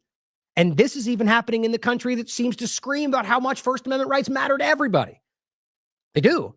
But the government is the one that always praises all of our constitution, and they're now making this happen in the United States. Now, just to quickly point this out, because I don't frankly care about the overlap of Tim Pool. But what's interesting is the whole the inviting him to the Chatham House rules conversation. That's not what journalists do. As somebody points out below, even the Chatham House point is not even actually for journalists, guys. The fact that happens in the past around Bilderberg and whatever is the whole problem. But this guy is, you guys know the reality of Tim Pool here and how the role that he plays in all of this. It's sad. But the fact that he just did this with an own war criminal, and then kind of pushes back on people for trying to ask, well, what happened? What did you know? Well, I can't tell you. Okay, good. Then don't pretend to be a journalist. And Top Lobster says, this is actually important to think about. Just like the earlier point about treason. He says, a major influencer in the United States met with a leader of an adversarial foreign country under the guise of secrecy. There's words I have for this, but they're not legal on this platform. Daniel McAdams says, absolutely true. Some freaky SHIT here. No wonder his show is so incredibly well funded. What's crazy to me is, guys, you could make, I mean, do you realize what they're doing to people?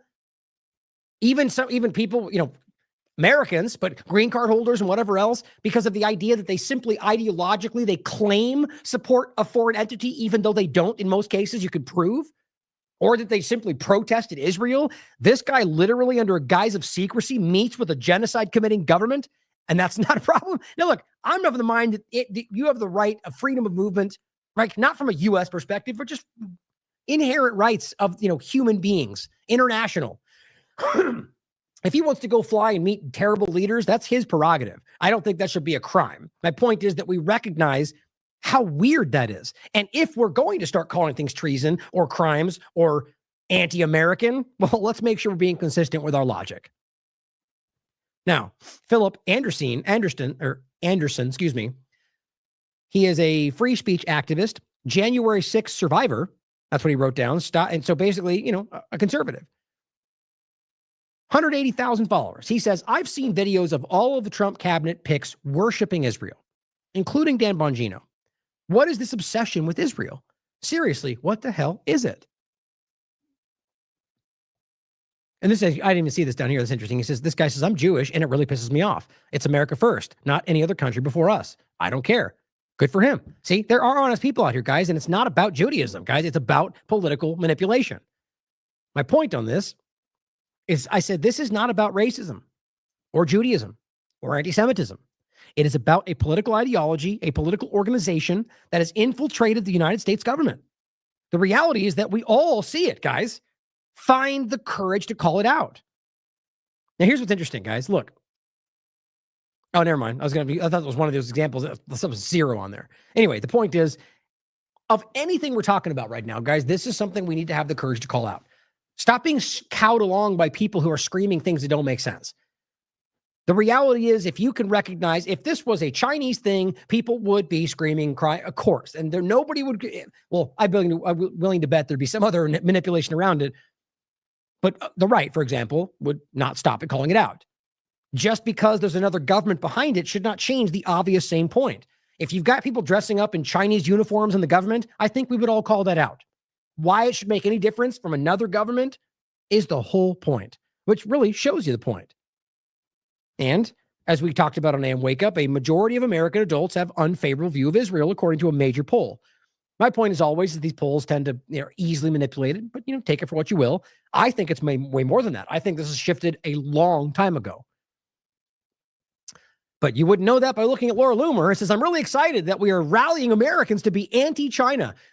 She's just so funny and she's so lowbrow. It just kills me how, talk about like no tact, right? Like no subtleness. Like to come out and just be like, yay, we hate China. Screw those gross Chinese. Like, it's just so funny how, like, do you not listen to yourself? Do you not recognize how disgusting what comes out? Like the idea of anti-China is so funny to me. Is it, what is it? Why would we want to be anti-China or like the idea is that this is another government that is in many ways, I mean, even Donald Trump is out here saying that I'm a good friend with President Xi. Look, you could be anti whatever you want. That's not what I'm saying. What I'm saying is to like foster this hatred for no other reason that you're trying to hide Zionism's infiltration of this country is just lazy and disgusting, because what you're really rooting it in is racism, because that's what Zionists do. That's all they know. And so she's shifting this over to some other hatred, and it usually centers around Muslims because that's their shtick. He goes, we need to be more anti-CCP energy in our country. Like, even if you agree that you're something you should be against, fostering anti-energy is just so funny to me. It is building the kind of things they use against us. Now, let's just even take Israel, for example. The idea is that we should be calling out what they're doing in this country, to turn it around to being somehow like that. That is exactly what Zionists do around Judaism. They spin it around on you and make you want to focus on one group and make it about that alone. But it says it's about time, she says, we wake up to the fact that CCP is our enemy. It's just funny to me, the way that they're doing this, when the reality is that every one of these governments out there are actively trying to manipulate. So too is our government every single day. She is just desperately trying to pull you away from the obvious. And I do feel in a very flailing, desperate kind of way. Look at the comments, guys. Great distraction from calling out Israel. I mean, Everybody seems to see this, even on this platform. Now, the overlapping point before we get into the deportations. Michael Tracy says it will never stop being funny how Republicans and their media adjuncts made a living for a decade viciously mocking snowflakes and safetyism on college campuses, only to adopt the exact same emotional manipulation framework to crush criticism of foreign policy and Israel. That's what they're doing. And that's Josh Yawley just calling them out for, they didn't say one thing they're doing to keep Jewish students safe, other than all of the other things they already do that keep all of the students safe. But what he demands is something special for one group, which then creates the illusion that it's about Jewish people, which then creates what Zionism needs. That's how they do that. Bottom line, and it's not even about this image. This is about what is posted underneath it. But this is, when I posted this, it was because the ADL came out and said this morning, the ADL's leadership summit spoke about where we basically a turning point for American Jews. The numbers don't lie. Anti-Semitism's at historic levels. And they got fact checked and it says, nope, they lied. Basically, they're calling everything anti-Zionist and pro-Palestine anti-Semitism. That's been proven by like major organizations that did a breakdown of what the ADL is pointing to. And you look, there's a forward article right there, which is actually a Jewish platform. But I simply said, Elon depicted below discussing the very high bar the ADL is setting and its fight against anti-Semitism. The joke I'm making is that, they didn't criticize that. And they were like bending over backwards to be like, well, he probably does, we give him the benefit of the doubt. And who cares whether he meant it or not? It's exactly what it looks like. And the point is about how they hide behind that while calling out anybody else for things that aren't that obvious. The point is that they're manufacturing what they call anti-Semitism. That should not be even debated today. And I'll include the interview with James Lee. We just played a clip from that the other day. The true nature of the ADL and how it spies on Americans for Israel. And also Max Blumenthal, and you can watch the clip for yourself. This is just the CEO of AIPAC making the same exact point that Massey makes, which as he says, when Massey said every member of Congress has an AIPAC person, they attacked him for it. Just like when Ilhan Omar, I think, came out and said AIPAC's lobbying influences politicians. And they were like, racist. And we're like, well, isn't that what lobbyists do? Like you just called a racist for saying that group lobbies politicians. Oops. You're a little too reactionary, right? It was just because they used it. So the same thing here. They attacked him for saying what we all know. And he comes out and says exactly the same thing. But here's AIPAC's CEO in his own words saying exactly what Massey pointed out and explaining how it enables them to groom future CIA directors. That is where we are. And they're not even hiding this. And far too many people are lost in this conversation. So this brings us back to the opening clip that I think is it's worth playing again. So funny how it always, these things are always, look at that for the podcast. Now it's there. It shows up wrong for me all the time for people I'm following. But Patrick says Trump is way over the line on this. This is Judge Napolitano with Gerald Celente talking about the deportations and the threats of removing Americans, which we now have a third example. Twice Donald Trump has publicly said that. Now we've got Caroline Leavitt reiterating the same point. For those that might want to pretend this was some kind of a passing thing or if Joe, it clearly keeps going. Here is again what they said about this. In some respects, it's just as bad now, the authoritarianism that is coming, Gerald. I am really, really fearful for the President of the United States of America to suggest, as he did on Air Force One on Sunday night, that American citizens could be deported. Yep. For his press secretary to say, we're looking into a way to see if this is legal. We don't know if it's legal or not.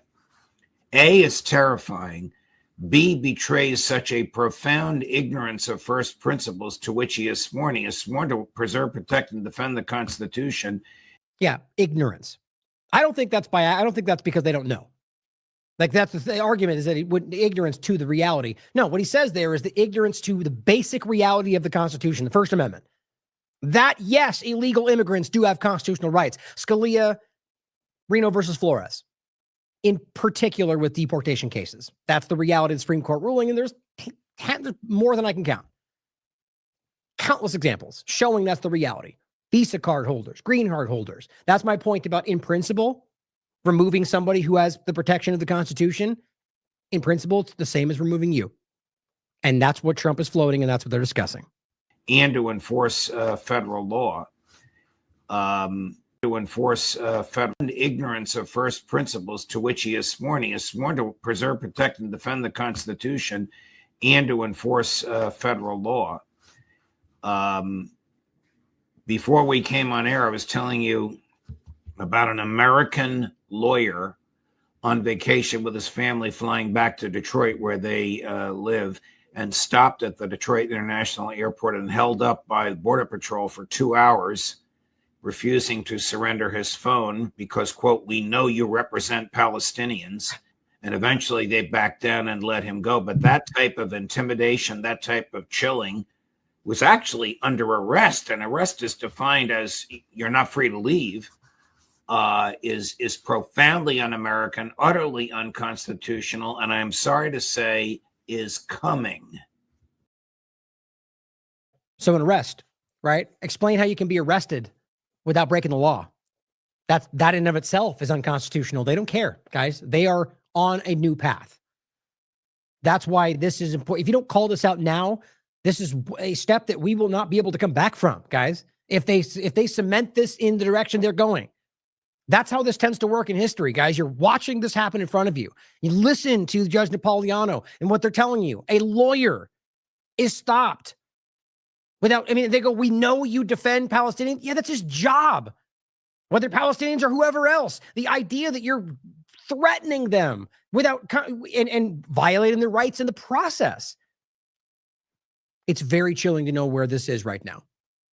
You make the point, the argument about, just judges, for example, and how, they're politically motivated. Yeah, like my point is they all are. It's not just judges. Every piece on the board is the power structures trying to put people in place that will achieve the agenda that they want. And so as you're now watching all of these authoritarian enforcing brown shirts out there that just seem to be going along with it, even though I'm sure many of them know, I'm sure many of them are ex-military, I'm sure many of them are ex-police, or they know that these are violations of your rights. And I guess they don't care because Trump's the president, or because these people are brown and we don't like that, or whatever you think it is. Whatever the excuse is in your mind, whatever you think you're going for, you are ruining this country if you are allowing that to happen. Stand up. The moment the enforcement arm decides to stop enforcing is when change actually starts to happen.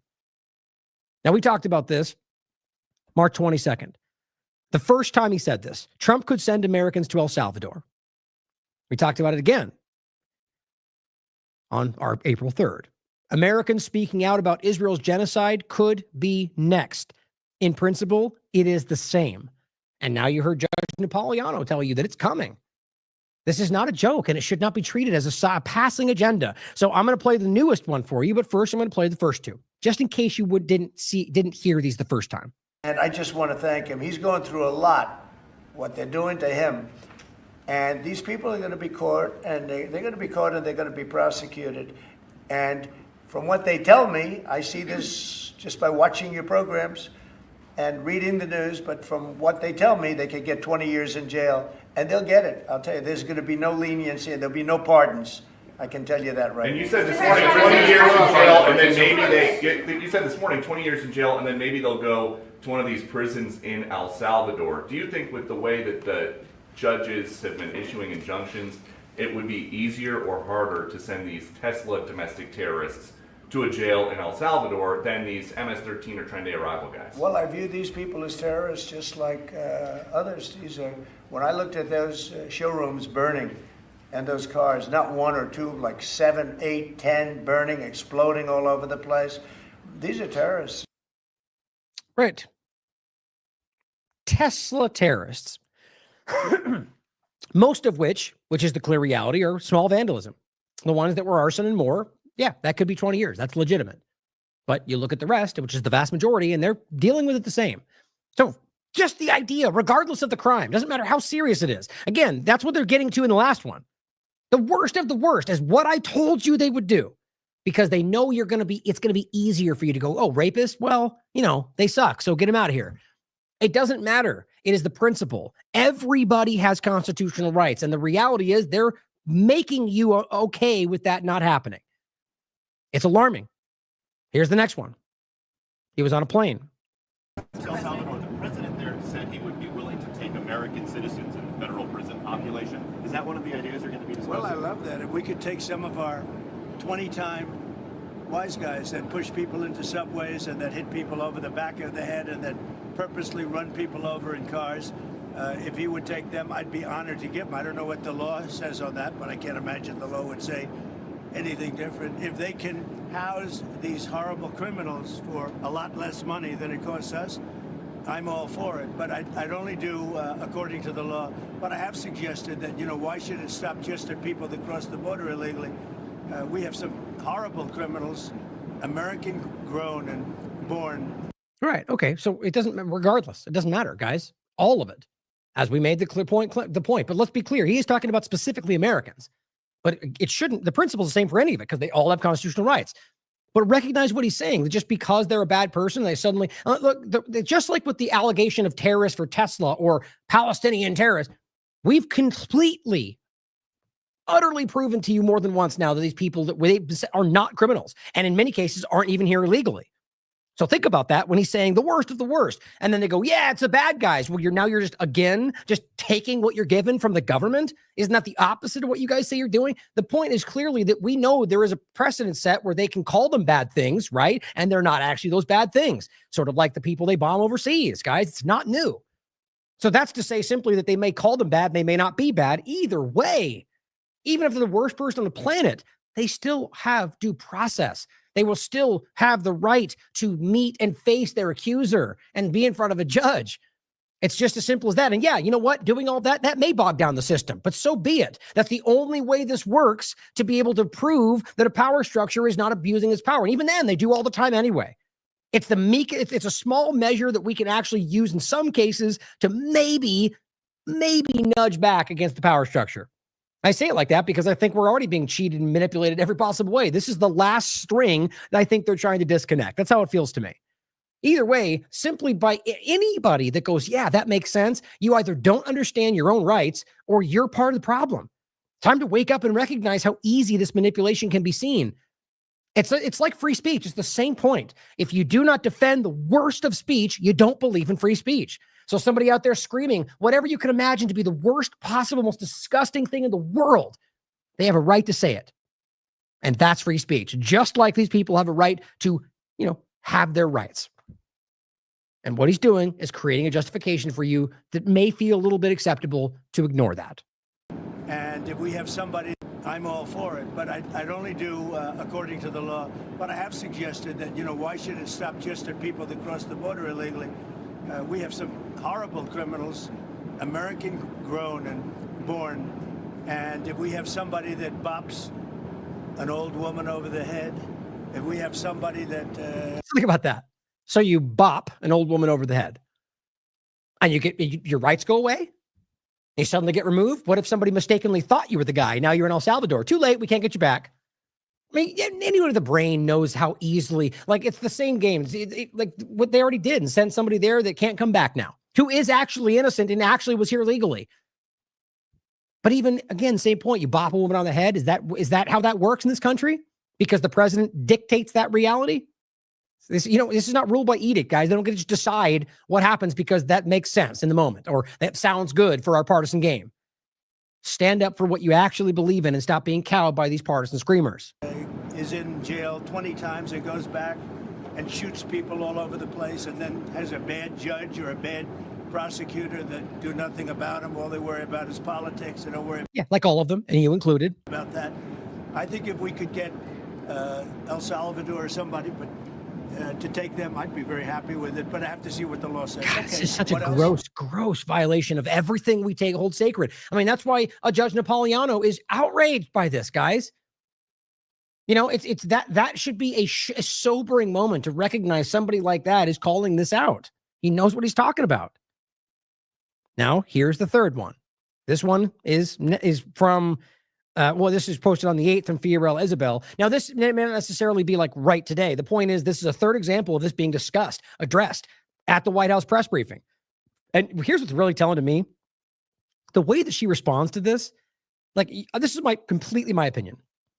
But I get a very real sense that she is uncomfortable talking about this. She even stutters at the word citizens. I think that is more telling than you realize. The president has discussed this idea quite a few times publicly. He's also discussed it privately. You're referring to the president's idea for American citizens to potentially be deported. These would be heinous, violent criminals who... It doesn't matter. The fact that they can even say that like it would make sense, or we're going to find out if it's in the law. That's what Judge Napoli is calling out. It's egregious. It's disgusting that they can even pretend that we have to find out if it's outside the law or if it's inside the law. They know it's not, guys. That's what's so crazy about this. I want you to watch that again. The way that she does that, I feel like that's very telling. Like, I feel like she's just like, I can't believe, my personal opinion.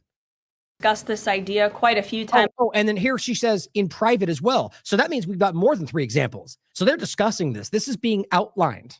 Publicly. He's also discussed it privately. You're referring to the president's idea for American citizens to potentially be deported. These would be heinous, violent criminals who have broken our nation's laws repeatedly.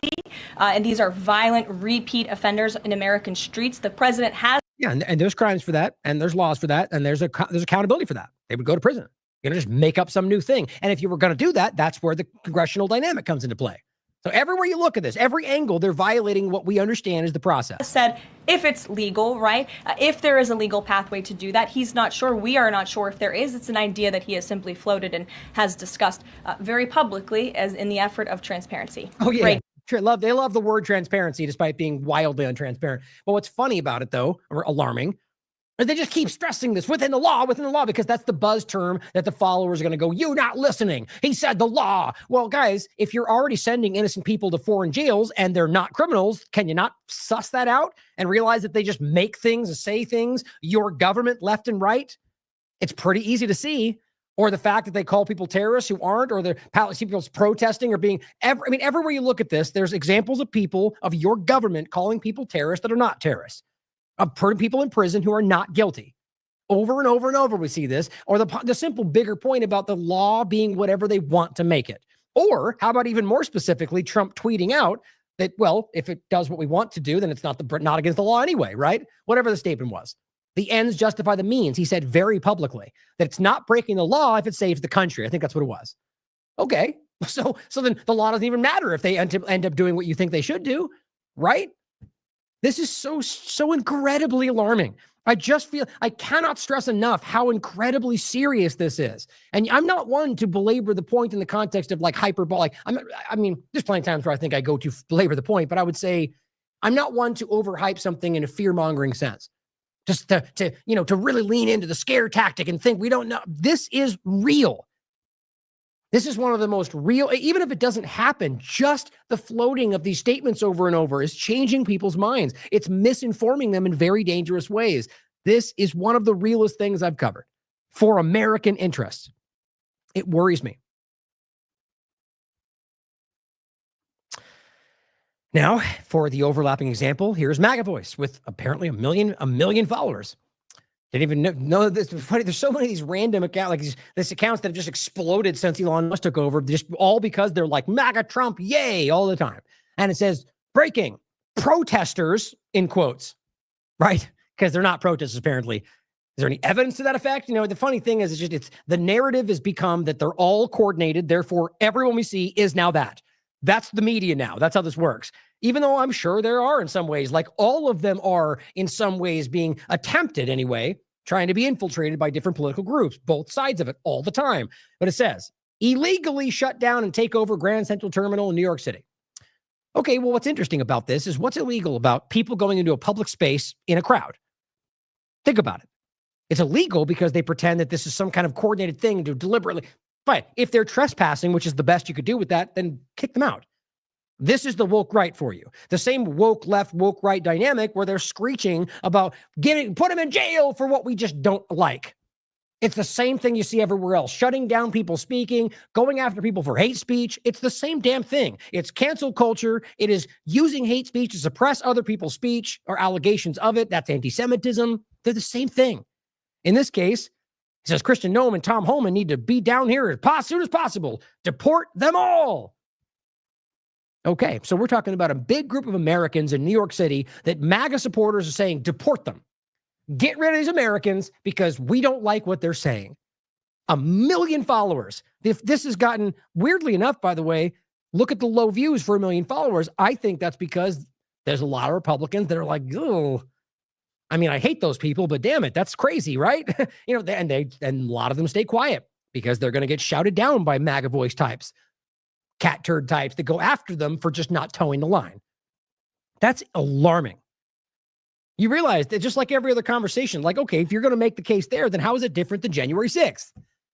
Now, and that is very different, by the way, in regard to the internal building, but I will never argue that was an insurrection. And I can prove 100 ways over that it was manufactured by a lot of different factors, not to dive into that right now. The bottom line is that this is a public location and they have a right to walk into that location, right? And whether they coordinate that or not, the point is you could probably, there's probably even, I would argue, especially in New York, some kind of a law on the books that argues that once something does like that happen, that whatever, they have to dissipate, or I don't know. And then you could try to charge them with trespassing. But to go any further than that or deport them out of the country simply for being there with this, or how about this? If they were all holding Israeli flags, would MAGA voice even care? I think you know the answer to that. Ryan Grimm, First Homeland Security, says, there is no room in the United States for the rest of the world's terrorist sympathizers. And we are under no obligation to admit them or let them stay here. Well, you're under no obligation to admit anybody, quite frankly. But that's the game they play when they conflate those two things. Once they are in this country and they have a green card or a visa or even a legal immigrant seeking asylum, or in any context, the point is they do have constitutional rights, whether you like it or not. That is a fundamental, provable fact. So yes, you are required to let them stay insofar that you give them due process and make the claim that would be the justification for their removal. Yes. And if there's no justification other than you have a bad idea that you don't like Israel, then you're a criminal. It really is as simple as that. And they are going to town on this. And it says, and look, don't forget why I think the left side of the conversation was so egregiously going in the other direction, so that this would be this would feel like the appropriate counterbalance. Problem, reaction, solution. Anyone who thinks they can come to America, they continue, and hide behind the First Amendment to advocate for an idea. They say violence, of course, but the point is all they're saying is anti-Semitism, but they go advocate for anti-Semitic violence and terrorism. What does that even mean? Hey, so anti-Semitic violence and terrorism would mean a crime that we already have laws in the books for, whether it's anti-Semitic or not. You're a violent crime or a terrorist act, you go to jail. So what exactly are they saying? You're not allowed to come to this country and hide behind the First Amendment if you say things that we claim are racist. The law breaking is applied in other contexts already. Think again. You're not welcome here, they say. If you don't like Israel and you have a Palestinian flag, you're not welcome in this country, is what they're telling you. And they're just lazily including violence and terrorism, even though not a single example of the ones they've already done are even close to that. We'll show you Khalil next. It's coming apart at the seams right now. They've admitted in court that Khalil didn't do anything wrong, and not even the Hamas overlap. They can't prove any of it because you know why? It doesn't exist. They lied to you. This is alarming as hell. And of course, the Blaze, immigration agency to scour social media. We'll talk about that next. They're now spying on everybody, but only the bad guys. Yeah, haven't we been here before? It's amazing what people can fall for the fourth time in a row. Ryan Grimm says anti-woke MAGA going full woke immediately has to be the most absurdly hypocritical flip in American history, at least by the speed at which they did it. Predictable, of course. Very few of you ever meant a single word that you said about free speech, cancel culture, open expression on campus, safe spaces, any of it. Now, I don't know if I agree with that. I agree with the general sentiment, but I'm still of the mind that I think most people, left and right, are just cowed and manipulated and for whatever reason don't speak up when these things happen. Maybe I'm wrong. But I genuinely think that. It's not just hopeful thinking. I genuinely think that. I see examples that show me that. But either way, he's right in the sense that this is hypocrisy. And it is, you need to call it out. Now, this is Arthur Schwartz saying, you just love glossing over the words terrorist sympathizer. And this is so funny to me because if this guy wanted to make the point he's trying to make and do it right, he would have focused in on the violence and terrorism, the actual crimes, right? What he focuses in on is terrorist sympathizer. So you're not allowed to sympathize, which is in your mind with somebody out in the world that they call terrorists, which even, let's be clear, they've called everyone they sent to overseas terrorists, even though they're not. They call me a terrorist, even though we're not. They call people who wave a Palestinian flag a terrorist, even though they're not. But see, Arthur doesn't care about that. Arthur just wants to go after what government said. The sad reality is what Ryan said is unequivocally obvious. They're doing exactly what the other side did, and people like Arthur just either don't care or don't want to admit to themselves that they are the woke left that they so despise. Now, we also talked about on the 1st of April, the Trump deportations were revealed to be full. In this, we cover at least 10 innocent people. Not just because Democrats said they didn't break other laws. No, that's stupid, because that would still be a crime if they came here illegally. Legal, L-E-G-A-L, legal immigrants with no criminal record who have been removed and many of them sent to concentration camps in foreign countries. In principle, it's no different than you. And of course, he's even floating the idea of sending you. So this is important, seeing as how a Trump-appointed judge has just pushed back on this. Now, funny how you're not hearing that from the Republican base, right? Or rather specifically, I should say, I didn't mean that the base. I meant the team sport politics screaming side on whatever, the people they point to as the majority, which aren't, in my opinion. U.S. judges in Texas, New York blocked DOJ from removing plaintiffs in Alien Enemies Act deportation case.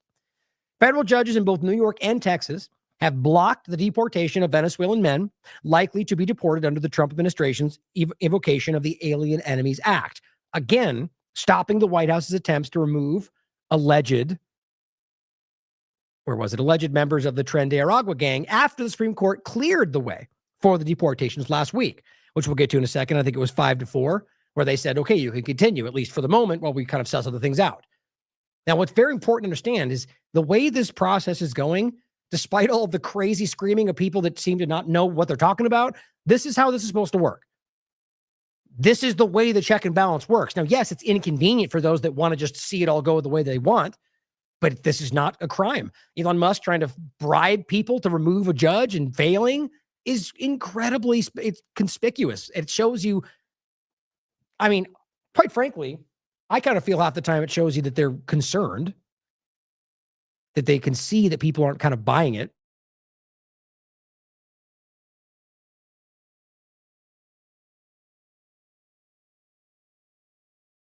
Oh, excuse me, I hit the button. But I think that it shows a concern for where the awareness that's growing. But the point overall is to recognize, guys, that this is the way that the judge sees what they see, whether politically motivated or not, and they rule on it and say, well, I think that's wrong. They can fight back and raise it up, which they did. And they took a Supreme Court and they won. Right now, there's other judges. The point is that on a fundamental level, you can prove that this is unconstitutional. That's what's so crazy about it. And so that's why it's important to recognize, even though they somehow were able to squeak by with a 5-4 ruling from the Supreme Court, they've now been stopped again, one of which is a Trump-appointed judge. I think that's very relevant to at least the conversation, the way it's being framed. Only radical Democrat? Well, clearly not. And I've been making that point from the beginning. They only picked out the ones they could make a case about.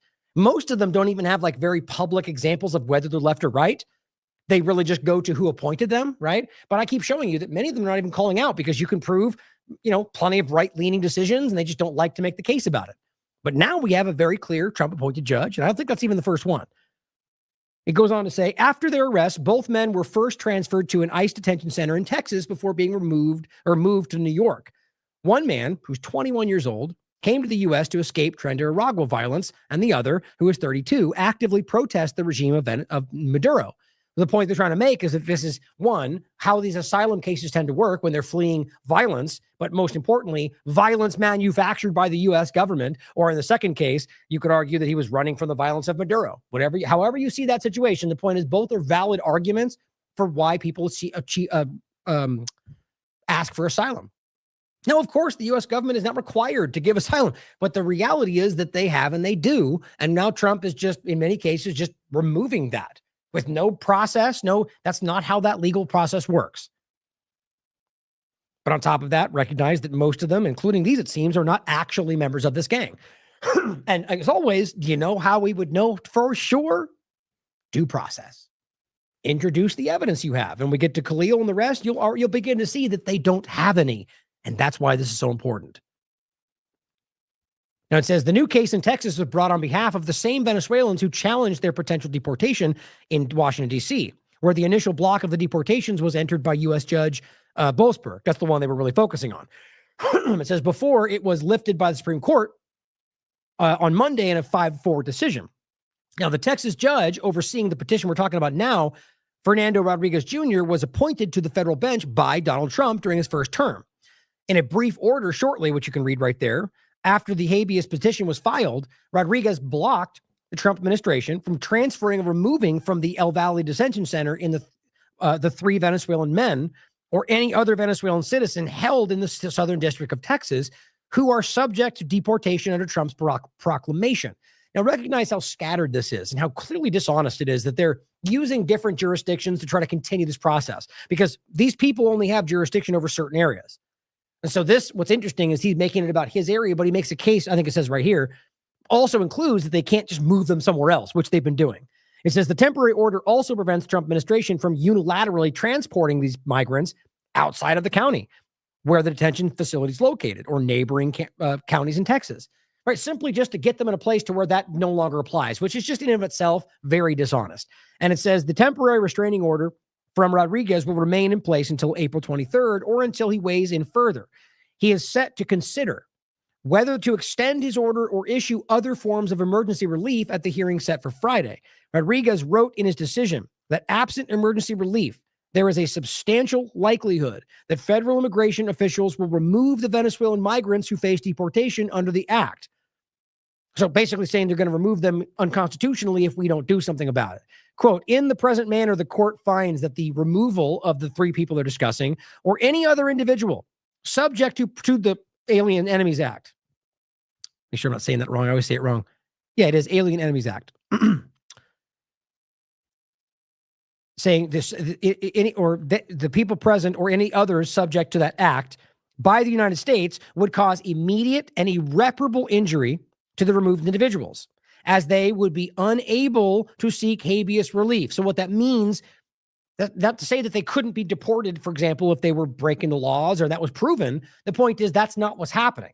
If they are moved to Venezuela and then they basically there's no ability for them to have any kind of due process, right? There's no ability for them to petition the claim and say, that's not true. My lawyer has different evidence. It's referring to habeas corpus. They don't have the ability to ultimately fight back, which is their right under the Constitution. It says, furthermore, if the United States erroneously removed an individual to another country based on the proclamation, a substantial likelihood exists that the individual cannot be returned. So again, that only applies in the context that, well, they would be returned if the argument was that this was done wrong. There was no, and we know that's done wrong. That's the whole point, because they're not even given any ability to meet their accusers, see the evidence presented against them, fight back. That's due process. So what they're making the case about explicitly is that just making it a fundamental thing. If we know that they have no ability to do that, then clearly this is wrong. This is Rodriguez referenced the ongoing case brought by a Maryland man, Garcia, who we've referenced more than once. This is the one with the Bulls in gear and provably got picked up in 2019 in a Home Depot, accused of being MS-13. They released him under no charges because there was nothing to back it up, and have later even proven that he has no connection. But because they wrote down MS-13 on a piece of paper, today the Trump administration is claiming that he's a leader of MS-13 and a human trafficker. Human trafficking, they haven't even tried to present evidence for. That's been a topic going around the White House press briefings. Sort of like we're going to get to about the things they're claiming about Khalil, yet when they present their documents, they don't even make those allegations. We are being aggressively gaslit right now by the government. More than I've seen, I think, ever, to be quite honest. So Garcia is an innocent man, and including both legally here and has no record, but also not even connection to what they claim in regard to the Tren de Aragua, MS-13. Let's not forget that they also claimed that they were all Tren de Aragua until they were like, oh, wait, no, it's different. Or Khalil, for example, where they said visa, and then it goes, well, oh, it's a green card. Oh, well, then that too. That's not how that works. Rodriguez referenced the ongoing case brought by Garcia, who was arrested by immigration authorities last month and sent to El Salvador, where he's currently held.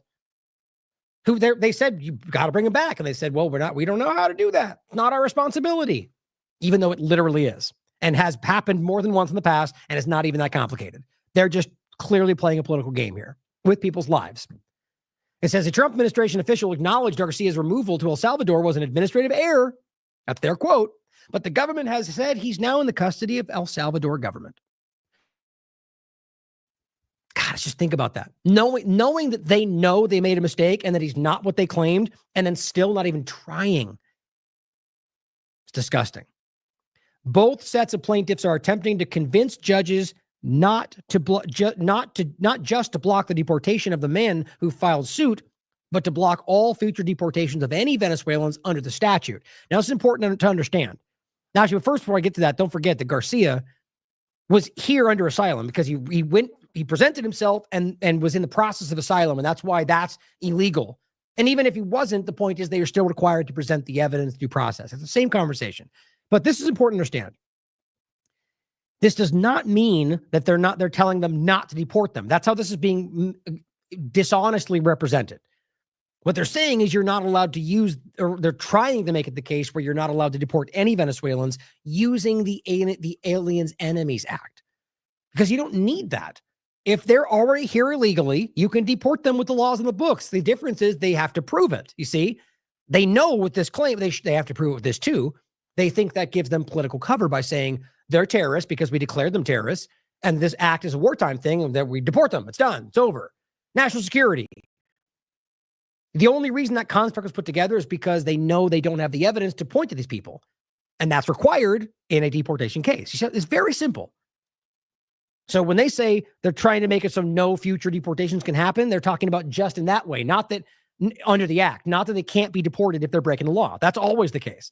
It says they argue that the Trump administration's evocation of the law of specifically the Alien Enemies Act is unconstitutional. Why? Because the U.S. is not at war with Venezuela and dispute the government's categorization of the plaintiffs as gang members. So one, they're not in the gang, and most of them have been proven to not be part of the gang. They've never once proven that any of them were, by the way, not one. As I said before, it would surprise me if they didn't have some, but not a single one that they've already sent have been proven to be part of the gang. Or at the very least, they haven't been presented evidence for any of them. Again, not even disputing that some of them are, but it's interesting to think about that. And so that, and then also that they're not at war with Venezuela. So how are you going to declare a wartime Alien Enemies Act? Of course, you can argue war on drugs, war on whatever we say, and that's how that game works. So that's always why the reality is whether or not you think they can use that they're still not giving them their rights, regardless of what thing they claim they're using. Tren de Aragua, it says, a criminal organization is not a nation or a foreign government and is not part of the Venezuelan government. Very telling. It says the compliment filed in Texas says, adding that the government's evidence for Tren de Aragua membership, quote, relies heavily on physical attributes like tattoos, hand gestures, symbols, logos, graffiti, and manner of dress, which even if are clearly evidence points, are not proof. None of which the attorneys argue are reliable ways of identifying gang members. Oh, I would even disagree with that. They're clearly reliable ways of potentially identifying gang members. But in a court of law, it does not prove that you're part of the gang simply because you make a similar hand gesture or wear a certain hat. You know that. Same way that they say, oh, look, you put this certain gesture up. That means you're part of X, Y, and Z. But it says attorneys in the New York case argued in their habeas petition that the two men, quote, and others similarly situated to them are now all at imminent risk of removal under the Alien Enemies Act, adding that since Monday, quote, the government is resuming its summary removals of Venezuelans who are in ongoing immigration proceedings, including petitioners here, without any judicial review. That should matter to everyone who cares about the Constitution. The new cases were filed after the Supreme Court allowed the Trump administration to restart, for now, deportations of migrants it claims are members of the gang. But the court specified, and this is what's important, that any migrants facing removal under the Alien Enemies Act are subject to due process. They've already violated that and said that as of Monday night, detainees must receive notice that they are subject to deportation, which they were not doing. So understand, you got two sides of this. Even the Supreme Court basically said you broke the law. They just basically said you keep doing it if you want, but you have to follow the constitutional law. And they still aren't doing that. On the other side of it, you got a Trump-appointed judge who's going, no. They can't keep using the act in general. And so that's what's being sussed out. Realize it's being misrepresented right now. That this is them. They're allowed to keep doing what they're doing. That's not true. They're disputing whether or not they can keep using the act. Either way, they're required to give these people constitutional rights. Or, saying it like that's wrong. Acknowledging their existent inherent rights. But their due process is the point. Presenting evidence, going to court. And yeah, that's going to take a while. That's why they don't want to do this. And also because they don't seem to even have the evidence. And it seems they're deporting people that protest Israel who have no criminal record. And it says the Supreme Court said in an unsigned opinion that, quote, the notice must be afforded in regard to giving them, you're going to be deported within a reasonable time and in such a manner as will allow them to actually seek habeas relief in the proper venue before such removal occurs. Now, of course, what they're going to say is, well, that means that they're going to run. Well, maybe. The point is, well, are they illegal? Are they actually criminals? Are they even here illegally? You should have to prove that, right? The idea that we're just erring on the side of the power structure is insane to me, especially from the rebels fighting the deep state. But yes, clearly that can happen. But the point is they still have the right to defend themselves. And giving them that notification is like you being given a notice to say you have to appear in court. That's how that works. Now it says the court also specified that any claims brought by migrants that the administration says are covered by Mr. Trump's proclamation belong in habeas corpus proceedings, be brought in the district where they are confined. So not jumping to whatever location is most likely to help you deport them. Everything about this is so gross. So you could tell what they know what they're doing is wrong. It also ruled that those subject to removal under the law are entitled to judicial review. Obviously, there was no just judicial review. Multiple courts found for over 230 migrants who were sent to El Salvador in March, where they remain detained at a maximum. I wouldn't even call it a it's not it is a concentration camp. By every definition of the word, look it up for yourself. It's wild, right?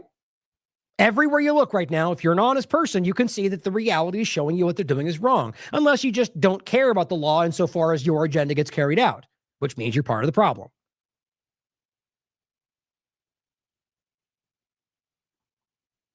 Now, this is the next one. This is the next day, in fact. Judges' block on deportations to third countries will remain in effect through next week. So it's just the next day following up on the reporting. And it says a federal judge in Boston said elements of the Trump administration's policy of deporting migrants to countries other than their own, that's the point here, without being able to raise concerns about their safety was very troublesome. So you see, each individual judge seems to be coming at it, like basically this point, and they're all valid points. This is about people that are claiming asylum specifically. Like the other one that was basically, I think that was the gay barber guy who said, look, I fled this in Venezuela because I was being persecuted. And that's why you gave me asylum. And now you're sending me back to one of these countries. Actually, I felt probably conflating one. The one I'm thinking of is the one about El Salvador. There was one guy, and I don't think that was the barber, who was here in this country, given asylum. And the judge even ruled previously that he had to stay here because he was at risk in El Salvador. And they're sending him back. And so this is them going, look, you have to consider these realities. That's the law. You could change the law if you want to try to do that. That's how you think that works. But at the moment, people can claim asylum, and these people have been given asylum. And what you're doing is breaking the law. It's just one more angle of how obvious that is. The U.S. District Judge Brian Murphy said his recently issued temporary order blocking such removals will remain in effect for another week while he considers issuing a longer-lasting preliminary injunction, which has the potential to stall the frequently used deportation approach taken by Trump administration. It says, if someone is picked up tomorrow morning at 6 a.m. and taken to a country where they could be killed based on an individual danger, they have no way to raise that. That's, again, all of this falls under due process, guys. If they simply just went through the basic motions of what we understand our rights to be, none of this would be happening. And that's what they didn't, because they don't have the evidence to remove these people. It's very simple. And so what they're saying is that if somebody was going to be removed, they would have that right to raise this with some authority and say, look, I can't go back to this country. And even then, maybe they could send somewhere else if it actually had a crime they were committed and that evidence was presented. What they're doing is sending them to a place where many of them are actually at risk. And it says, Deputy Assistant Attorney General Drew Ensign pushed back on the criticism, arguing that delaying removals so that migrants could raise concerns about their safety would backlog the courts. Potentially years of delay. Well, yeah, it's insane. That's like saying, well, we can't give the constitutional rights to Americans because then they'd all protest, they'd all back us up in court. It's the same argument, guys, because in principle, it's no different than you. Regardless of whether that would delay the court process for what you want to see, they still have inherent rights. They're still afforded those rights to be able to go, no, that's not. It's just so infuriating that we have to even argue this stuff. Again, to be clear, saying that is the same as saying that you shouldn't be afforded your rights to, to same conversation, to due process, simply because, like, think of January 6th, for example. This is actually a perfect example. Everyone there was charged with all these crimes, right? If they had simply said, my God, we can't just give them all due process because that would backlog the system forever. It's the same argument, same principle. It's no different. Would you be okay with that? Because, well, yeah, the system can't get backlogged. No, guys, that's not how it works. The system is the system. The reality is your rights are inherent, shall not be infringed. Same with everybody. Both sides also disagreed on whether Judge Murphy has the authority to return one Guatemalan man who was already sent to Mexico without being able to raise concerns. And because he faced fears of prosecution, torture. It says, Ramuto urged Judge Murphy to order the man to be returned to the United States where he can exercise his due process rights. Lawyers, the DOJ, disagreed. God, it's so insane to think about this. So literally, they're going, look, he has due process, which you can prove he does. The lawyers for the Department of Justice, did we disagree? So you're literally disagreeing the fact that people have constitutional rights. That's the only way you can make sense of that. You can't start splitting off and say, well, they don't know. If you look at the reality of the law, which I guarantee you they know, it applies to everybody. So what they're saying is we don't care. We don't care about your rights. And we will stand up and argue whatever. Well, nothing new, right? Your government doesn't care about you. According to the plaintiff's lawyers, one of those men is Maker Espinoza Escalona, who entered the United States last year with his partner and their 1-year-old baby. Here's the important part. After the three turned themselves into immigration authorities, right? So crossed, presented themselves. They were separated. One of them has been detained at the detention center in El Paso. Their baby is in government custody. So horrifying, probably being abused at the moment. That's just the reality. If you look at the stats, it's not good for children. It's the worst possible situation, in my opinion. And the man is detained in El Salvador now. So you come into this process. I mean, how else is that supposed to work? Right? So they're trying to conflate the idea of people who are in the process of presenting themselves with people that are sneaking into the country. It seems as if they're going explicitly after just people that are literally going through the right process and happen to be in the middle of that process and ignoring all the people that are actually out there breaking the law. In a broad sense, I'm sure there's overlapping examples, but think about that. They presented themselves and now he's in El Salvador. How else was that supposed to go? The Trump administration alleged that he is a member of the Venezuelan gang. Oh, there you go. That's all it is. His family denies that. The lawyer says it's not true. Guess how we would know? Effing due process. What he is legally afforded because it's an inherent right. Even for illegal aliens, guys, it's so impossible. Quote, for them to be sent to El Salvador, you have to investigate and prove that they are what they're being accused of. We're distraught. I don't wish this on anyone, they say. That's the reality. If they were a member of the gang, you could easily prove that, then just present the evidence. But nope. Now this guy's in El Salvador probably for the rest of his life because he's not who's going to advocate for him? Simply because he sought the American dream. Isn't that what we're told? Literally came to the gate and said, let me in. I want to apply. I want to become, get him out of here. He's a gang member because he's got a tattoo. Now his kid's in some foster place where he's probably being abused. His mother, who God knows where, and he's in El Salvador. Guys, that's the reality of what just happened there. Here is what the ICE director wants to do. Run deportations like Amazon Prime for human beings. Now, this is where it gets especially chilling, if that's even possible to be worse. This completely dovetails with the technocratic agenda, which, by the way, is what Derek has been telling you was going to happen all along. Amazon for human beings. The head of immigration, the head of ICE, said he would like the agency to implement a system of trucks that round up immigrants like the dog pound, right? For deportation in a system similar to how Amazon delivers packages around the United States. Now, you even may agree with that. Now, the idea of efficiency, even though I think the whole premise is disgusting, you might make sense of, right? But this is what really gets me. He says, quote, we need to get better at treating this like a business. How does that make sense to anybody? Probably to the corporations that people like the U.S. government continue to facilitate. Like the private prison system that is a disgusting, like, at the end of the day, what this does is creates an incentive. It incentivizes people to put people in this position. If you turn private prisons into an industry, well, then it incentivizes you to put people in those prisons. It incentivizes you to actually try to make them more, to increase recidivism, which means the rate at which they return.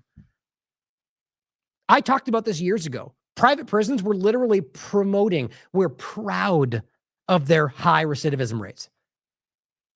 So I guess we're not reforming people. Is that the game? So the idea is we're helping, we're reforming them and, teaching. No, we're punishing people in most cases for nonviolent crimes, but not even that anymore. It's just about getting them in the system so we can continue to keep the wheel going. Profit. If you're going to start turning illegal immigration based on people who are not given their rights, in many cases, people who are not even here illegally, who are not criminals, in some cases, who are trying to go through the system, if you're going to turn into a business, those people will never be seen again. Especially as you see the U.S. government, the ones sending freedom around the world, working with the most dystopian, dark, genocide-committing, authoritarian governments in the world. You think that's not provable? Look at Saudi Arabia. Look at Bukele himself. Look at El Salvador. Look at all the countries they actively work with. Look at Israel. And you tell me they're not the problem. But yeah, let's turn it into a business for us to snatch up people off the ground and send them to foreign prisons where they'll never be seen again. That can't go wrong. Todd Lyons is his name, acting ICE director. He said that he wanted to see deportation process, quote, like Amazon Prime, but with human beings. That was his exact phrasing. His comments were first reported by Arizona Mirror. Other speakers were Trump's border czar, Tom Homan, that very intelligent gentleman who calls Spanish Mexican, and the Secretary of the U.S. Department of Homeland Security, Kristi Noem, both very clear Zionists who are actively either uninformed of everyone's rights or don't care. Now, the Aliens Enemies Act, it says Noem promised to expand on its use to more efficiently deport immigrants. Oh, yeah, because it's just a temporary thing because, bad guy. No. That's just like everything else. The Patriot Act was temporary too, guys. Now it's going to be expanded to help do the bad things worse. Lyons also spoke highly of other new technology, and here's the point, being potentially implemented in the deportation process. Oh, who didn't see this coming? Derek clearly called it out, screamed about it, in fact, rightly so. No one seemed to listen. He expressed hopes that the agency could utilize artificial intelligence to, quote, free up bed space and fill up airplanes, allowing ICE to deport immigrants at a quicker pace. This is just, in so many ways, disconcerting. These are human beings we're talking about, especially when we realize how many that have been misrepresented and that he's floating you next.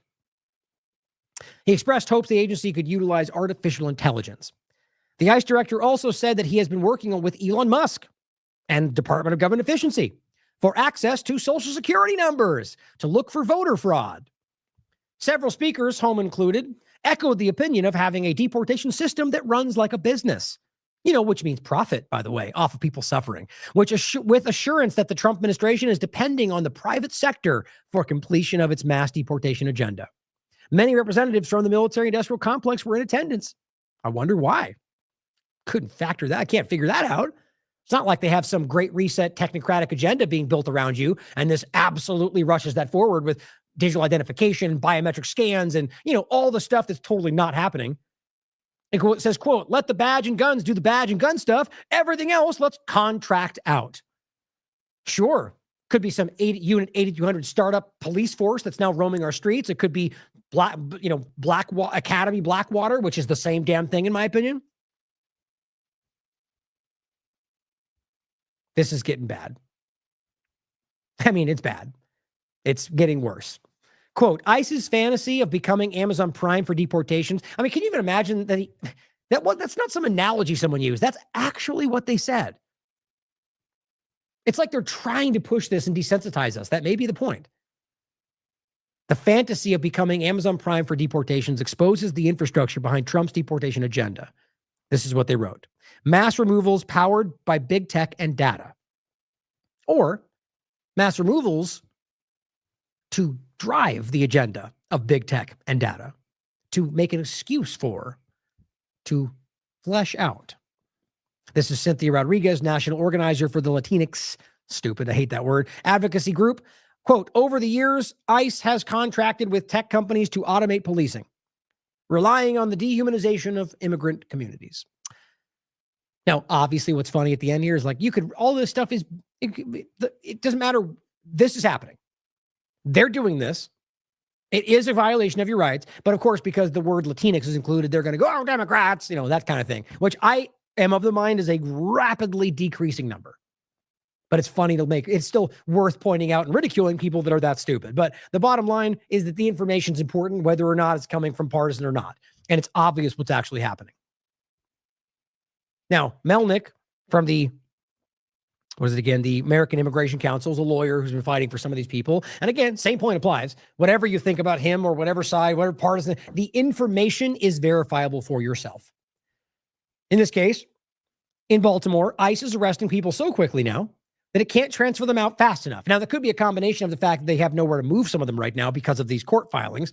But it says forcing people to stay in squalid cells for days. Cells designed only for a short stay, 12 hours or under, no beds, no bathrooms, privacy, no showers.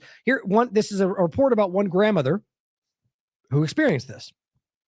Now, in this overall report so far, this is about just what she suffered. I can't verify whether or not she got due process. It seems like most of them are not, which I think is pretty ubiquitous right now. So the point is, does she have a green card, a visa, asylum? The bottom line is a lot of these people, no one's even trying to find out. And that for me is terrifying. And all this really gets into is, if you read it for yourself, basically saying that they were in small cells, no hydration. They weren't given toothpaste, toothbrushes, or anything they needed. They had to sleep on the floor, all these different things. Now, you may not care because you think they're all criminals. That is the stupidity of the conversation. Certainly could be. The reality that we're not, why we don't know, because they're not being given, their rights are not being acknowledged. So for all we know, this is a green card holder grandma that's being forced to do all this, might up in El Salvador, like plenty of others that are innocent. The bottom line is this is being done for an agenda, violating even their rights by shoving them in inhumane conditions. Don't forget, though, this is what Tim Bruce said about this before we got here. Whether this was a stupid slip of the tongue, then you can decide. But we know this is what's happening. But that we'll revoke the visas of whoever it is that fits within the category of what it is we're deciding is going to get your visa revoked. Yeah, right. So whatever we decided is what's going to get revoked. So it's self-fulfilling prophecy. What will get you revoked is whatever we decide is what will get you revoked. Sound good? How stupid. Well, as he writes and points out, and this is a very provable reality we've already gone over. Bloomberg covered this. About 90% of migrants sent to Salvador lack criminal record. Now, that is just about the background criminal record. Some of them do appear to be illegal aliens. My point is, you can prove many of them were here legally and then also had no criminal record. 238 accused of being Tren de Aragua, just a small fraction have ever even been charged with a serious crime. So that's important. Even if they were here illegally, the claim of them being Tren de Aragua was how they used this act and didn't give them due process, which even then was still a crime, to shove them in this prison. So even if you're just, well, no, they were here illegally, how does that make sense to anybody? Even if that's the case, there's already laws to deal with that. You're shoving somebody who in many cases were just actually trying to go through the process into a concentration camp, and all you can say is they were here illegally because the government told you that? Sad. He says the overwhelming weight of evidence, which we've already gone over, shows that Trump administration rushed likely hundreds of entirely innocent people, many of which literally were here legally, into planes and sold to El Salvador. Literally sold. They're paying them to house them from your tax dollars for potential lifetime imprisonment. Trump administration has provided zero evidence to the contrary. None. That was yesterday. Update on the Khalil case. Mohammed Khalil. And this is here, I forgot to grab that.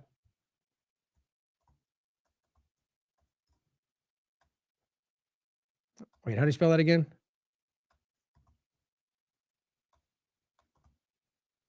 There it is. This was the report we did on that. On the 13th, the U.S. government's flagrant attack on free speech. Mohammed Khalil, just the beginning. Now, At his first immigration court hearing, the government didn't even have any evidence ready, and the judge was giving them until Friday to submit it. That was on the 8th. Publicly discussed, very obvious. They didn't have any evidence to present. Now, at the time, what they said was, well, that doesn't mean they don't have any. Fair enough. Seems like a weird thing to do, but fair enough. Okay, so we jump forward to today. And it says there's one thing this memo against Mr. Khalil makes clear. Well, first he posted this. This was on the 9th, I think, or the 10th as well. He says, wow, this is the full document submitted by Rubio against Mr. Khalil, invoking the Aliens Enemies Act. The standard is extremely deferential.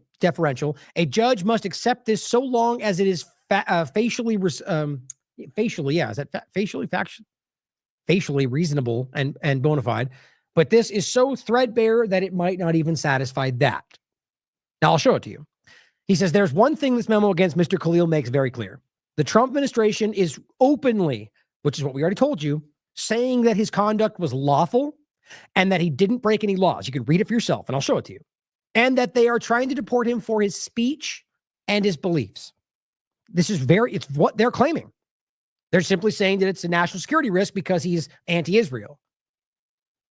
How does that not apply to everybody else? Again, in principle, it does. Now, this is Janine Yunus, Palestinian-American civil liberties speech attorney.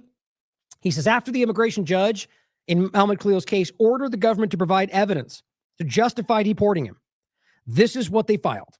He said, I've been a lawyer for 14 years and a criminal defense lawyer for 9 of those years, and I have never seen anything like this. He says, totally nebulous, vague allegations about involvement in anti-Semitic protests and disruptive activities without any specific attributions of unlawful activity or even anti-Semitic, in quote, speech to Khalil himself, which in any event is protected under your constitutional rights. The U.S. rightly does not have hate speech laws. In the U.S. and all civilized societies, if government is going to punish someone under the law, it had better provide evidence of specific forms of unlawful activity by the individual it's targeting. Not only has the government entirely failed to do that here, but obviously its case is predicated on punishing First Amendment protected speech and protest. Now, you have to understand how crazy this is. There is only one explanation here, guys. This is for Israel. You could simply argue, I guess, that maybe the U.S. government has their own interest in undermining our rights. So I do think is part of that. But if you were going to do this, you wouldn't do it this clumsily. And this, remember, Khalil was called out by a Zionist organization by name many times on Twitter. You could look for yourself. And they were going, get him.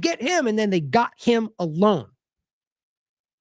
It's obvious that Israel, this is not my opinion. They're telling you it's because of Israel. They're saying it's because he criticized Israel. So you need to recognize right now, they're doing this in a way that so dramatically changes things, or the way we perceive this shows that they're violating the law and don't even care. And the only thing that makes sense to me is that's for a foreign government. Maybe it's because they want this to fall apart. You explain it to me. Here's the actual document. You can read it all through for yourself. Here's Marco Rubio's signature. Writing to inform you upon the notification of the Department of Homeland Security. It says under this act, this alien is deportable from the United States if the Secretary of State has reasonable ground to believe that the alien's presence or activities in the United States would have potentially serious adverse foreign policy consequences. That's a crazy word salad of just whatever we think, but whatever, fine. The same point applies. You would need to present the evidence that shows what threat, what potentially serious adverse foreign policy consequence he would potentially bring, and how that you can prove that. That's due process. It's the same conversation no matter how you cut this. It says, for cases in which the basis for the determination of the alien's past, current, or explicit beliefs, statements, or associations that are otherwise lawful. It says it right there. They are deporting him for things that are technically legal. The Secretary of State must personally determine that the alien's presence or activities would compromise a compelling U.S. foreign policy interest. Guys, this is the same old thing. Going back to war on terror, it never stops. Pursuant to these authorities, I've determined the activities and the presence of these aliens in the United States would have potentially serious adverse foreign policy consequences. Same thing. It's nebulous. It means nothing. These determinations are based on information provided by DHS, ICE, and so on regarding the participation and roles of somebody and Khalil in anti-Semitic protests. It's right there. None of that violates the law, guys. You're allowed to protest whatever you want. And you see, that's why when the Homeland Security makes the post, they say anti-Semitic violence and terrorism. They're not even claiming that. We're being gaslit from the core right now, guys. They know what they're doing. That's terrifying. Which so protests and disruptive activities, which foster a hostile environment for Jewish students. That's it. And guess what? Make the claim. There's laws right now that if they broke a law somewhere in that word salad, making people uncomfortable, whatever you think that translates to in the law, then charge them with that crime. This is the weakest threadbare thing I've ever seen. And how do you not see that make sense for something else? You think this is the best they could do? I mean, my God, if it is, that's pretty pathetic. Now, it goes on to say the public actions and continued presence of Khalil in the United States undermine U.S. policy for what? To combat anti-Semitism around the world. Yeah, so they're telling you it's U.S. policy, because they're not hiding that, to combat an idea around the world. How is that American interest? How is that America first? How is that even within American law to claim you can combat what people think if it's against Israel around the world? Because realize, we're not talking about anti-Jewish sentiment here. We're talking about people that call out Israel, which they make clear, and they call that anti-Semitism. You know, some days you just do this, you're like, my God, it's just so frustratingly obvious. And that's when I think, well, maybe we're all just understanding this. Everybody sees it, and all we're trying to do is convince the screaming people that already know they're wrong and don't care. I don't know how people can't see this stuff. Now, here's the actual article presented from AP saying, pressed for evidence against Khalil, government cites its power to deport people for beliefs. Straight up. Here's what it says. Facing a deadline from an immigration judge to turn over evidence, which they dragged their feet on, remember, because they didn't have it, which is clear. This is the second time they were requesting it, and this is the best they can do. Khalil, the federal government has instead submitted a brief memo signed by Rubio, citing the Trump administration's authority to expel non-citizens whose presence in the country damages U.S. policy interests, and otherwise known as whatever Israel wants. Realize, just like before when Trump tried to throw it at Rubio and Rubio tried to throw it back at Trump, Rubio's the one signing this. I'm starting to smell a little bit of a scapegoat coming on here. Now it says the 2-page memo, which was obtained by the Associated Press, does not, that's the memo we showed you, does not allege any criminal conduct. A legal permanent U.S. resident, he was here legally, did not break the law, has no criminal record. This was the way they started this. And a graduate student who served as a spokesperson for campus activists, and everybody for that matter. He was the middleman for the whole conversation because everybody respected him.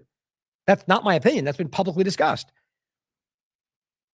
Now it says, rather, Rubio wrote Khalil could be expelled for his beliefs.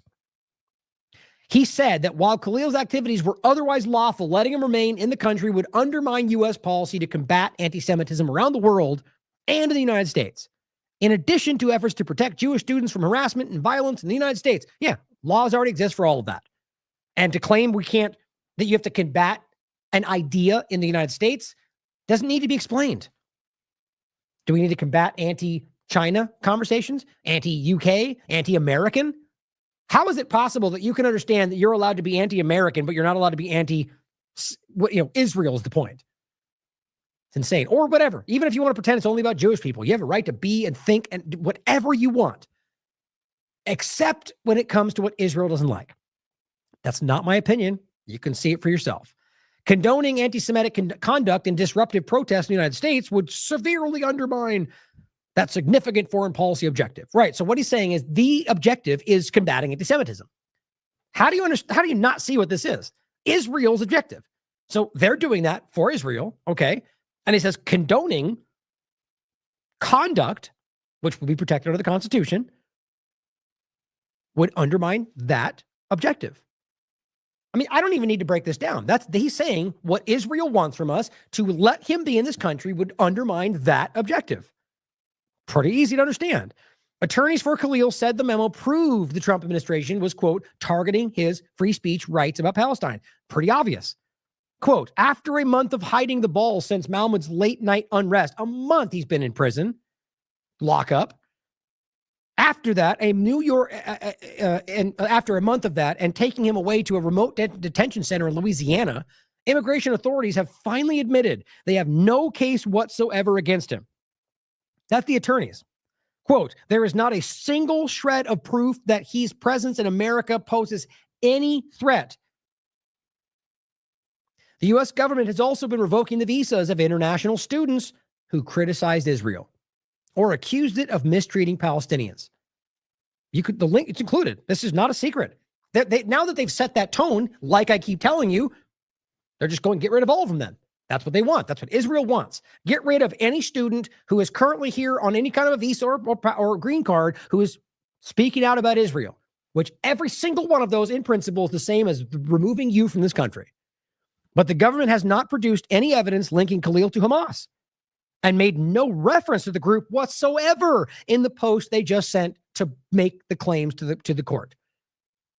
But I thought the whole premise was that he was working for Hamas. At least that's what all the screaming talking heads said.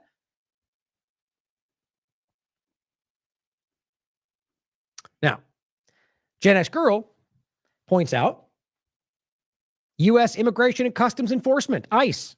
Well, first, actually, start with this post. This is from Huffington Post. ICE says it will stop ideas from coming across the border illegally. This was real. They posted this. ICE enforces 400 federal laws to ensure public safety and national security. It says if it crosses the U.S. border illegally, it's our job to stop it. People, money, products, ideas. Guys, they're not even hiding it, except they know they went too far and they pulled it back and they deleted it.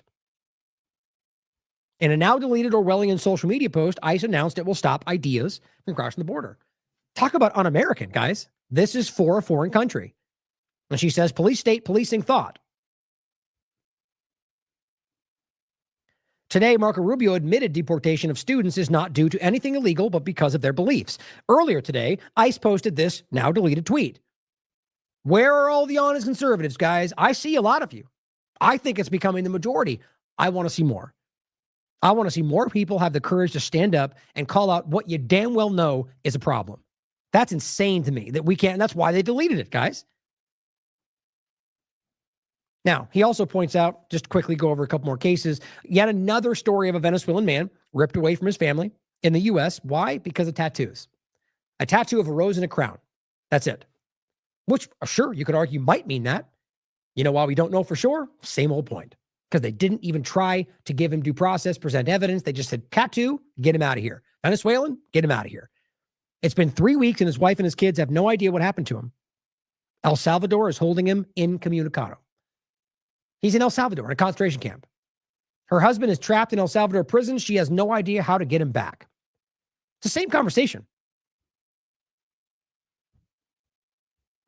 These are people living in this country, understand?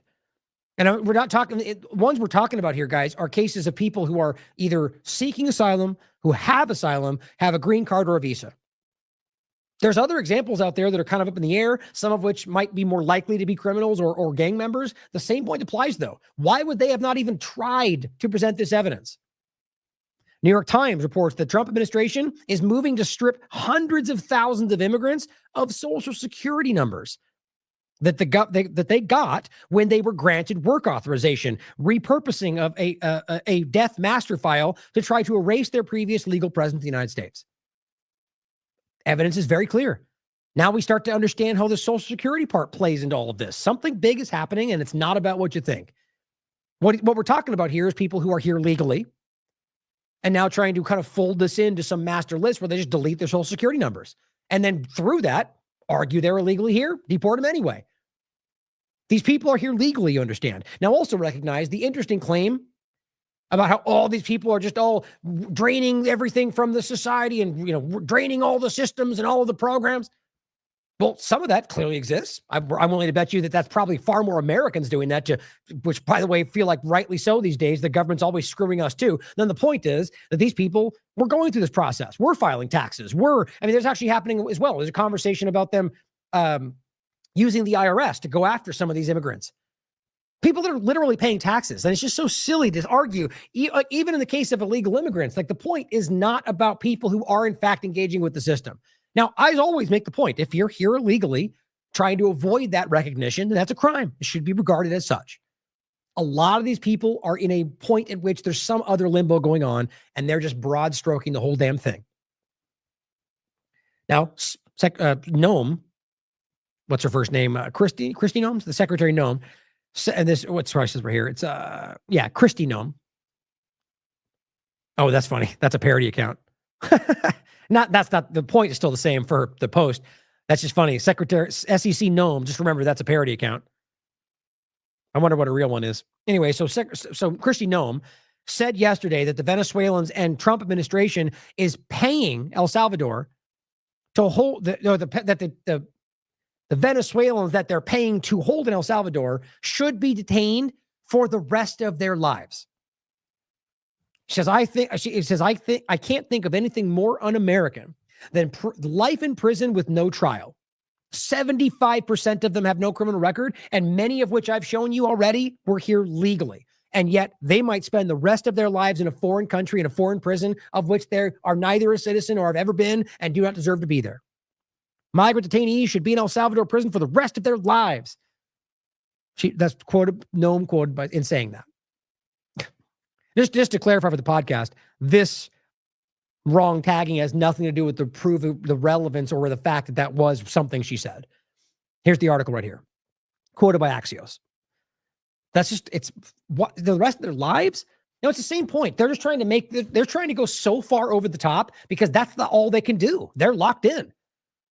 Even if someone is in this country illegally, that we know that some of them were completely innocent in every other context, then still, why would they then spend the rest of their lives in prison? These are gross, bad, wrong people. I don't know how else you understand that. So anybody that could make sense of that, that means you're willing to hurt these people so you don't lose your agenda. That's disgusting. Now, an interesting overlapping point, this is from today. Justice Department moves to drop a case against what seems to be an actual case of an MS-13 leader. Now, this is not the same person. Not the Garcia guy that they're lying about and claiming as a leader or human trafficker without any evidence to back that up. This is my opinion. The case is simple. They're now dropping the case against him to deport him to the same thing.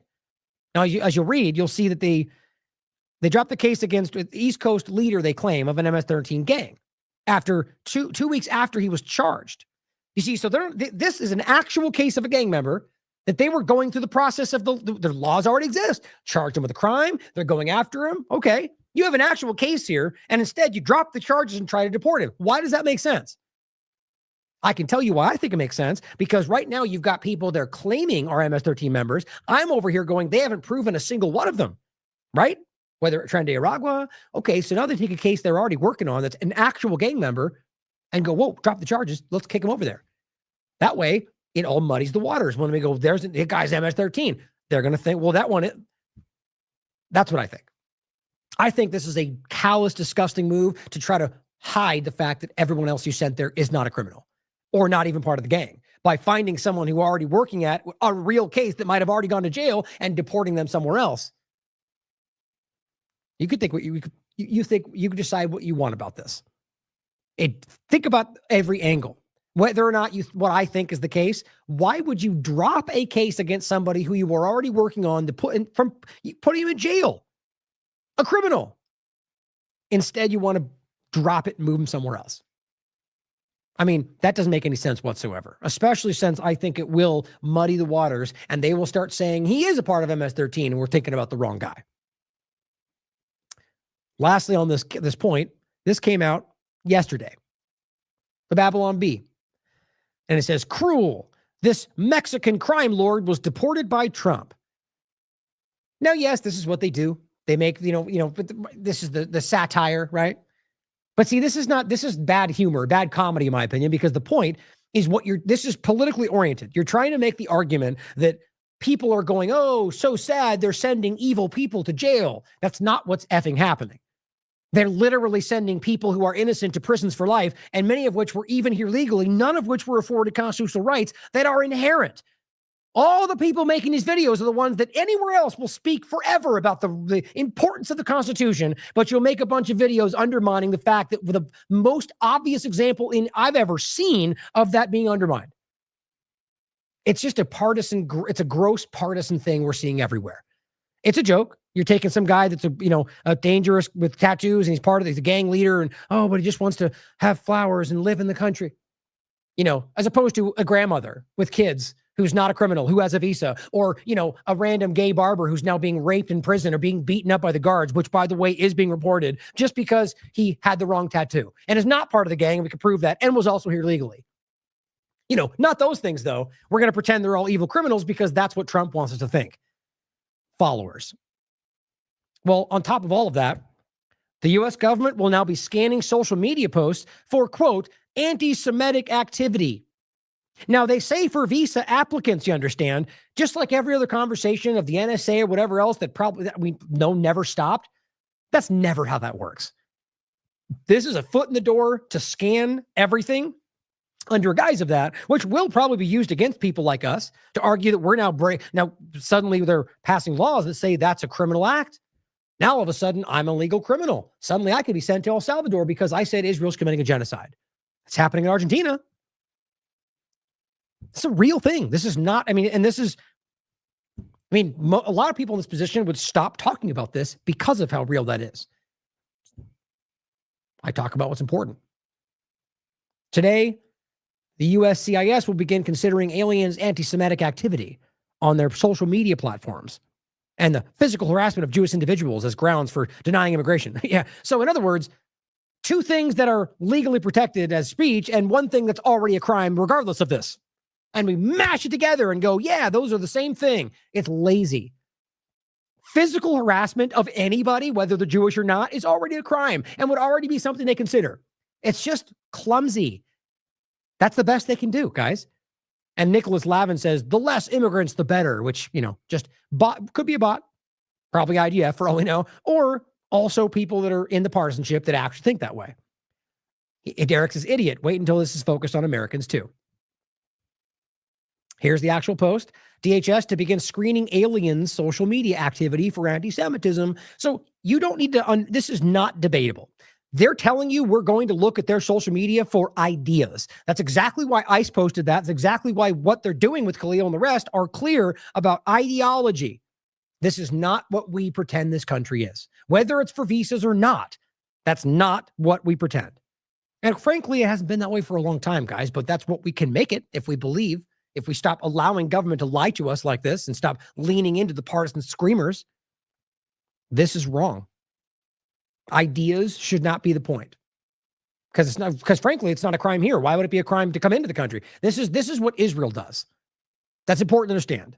Now, here is what Jeremy Scahill says about it. We're at Drop Site First. Says, the U.S. to deny visas and green cards based on anti-Semitic social media activity, targeting specifically, and this is what's important, support for Palestine. So it's not actually anti-Semitic activity. I'm willing to bet you there are people out there screaming negative things about Jewish people they don't care about. It's about protesting against Israel. It's about supporting Palestine. And they're making that clear.